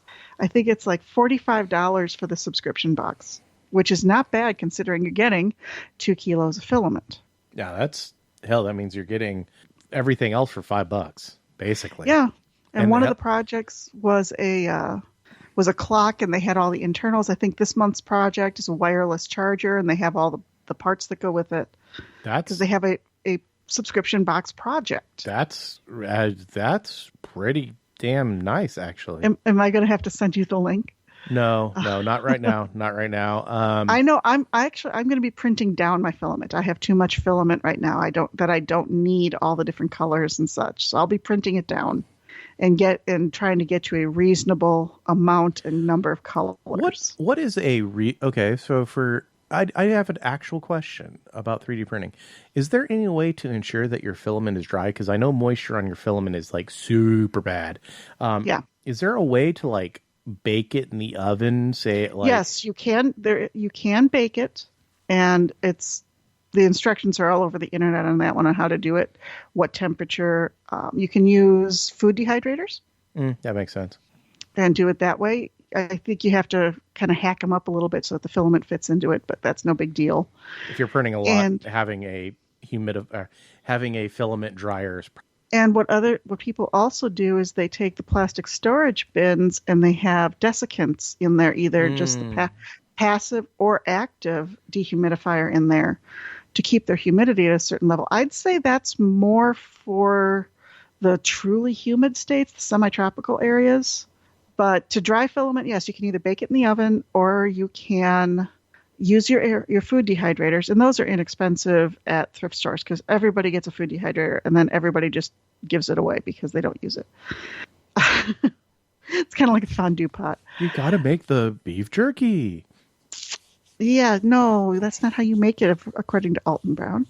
But you can do them that way. And for people who don't know, when you get the filament, it's PLA plastic. It's essentially cornstarch, and it does absorb moisture. Funny enough, when it gets moist, it gets brittle.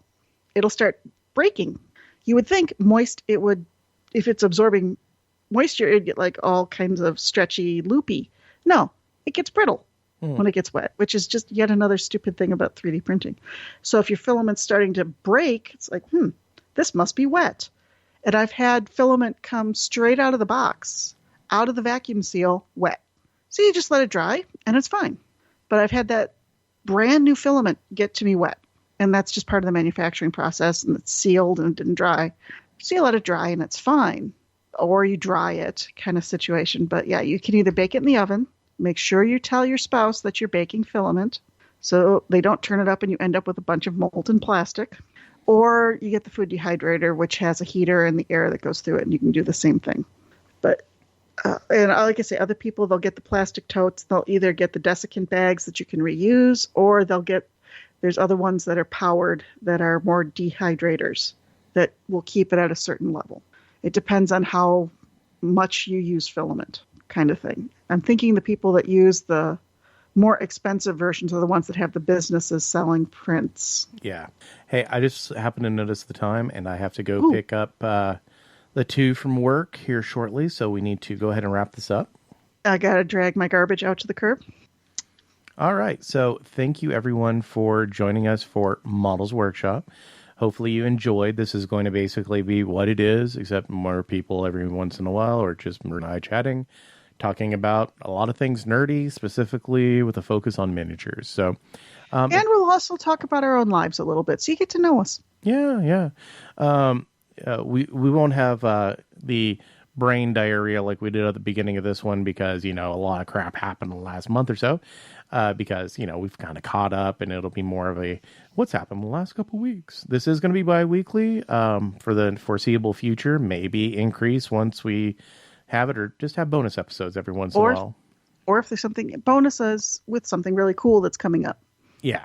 Kind of thing. But thank you, everyone, for joining us. If you have any questions, you can head over to Facebook, and that's facebook.com/The Models Workshop altogether. And, join the group, message us, and be like, hey, what's going on? We also have a Models Workshop Painters group. Join us over there. Ask us questions. We're both over there. And then you can hit us up on MW Gamer Podcast on Twitter or MWAH Podcast on Instagram. Thank you much. Thank you for joining us. Until next time. Yep. And Larry, what does the dragon say? Roar.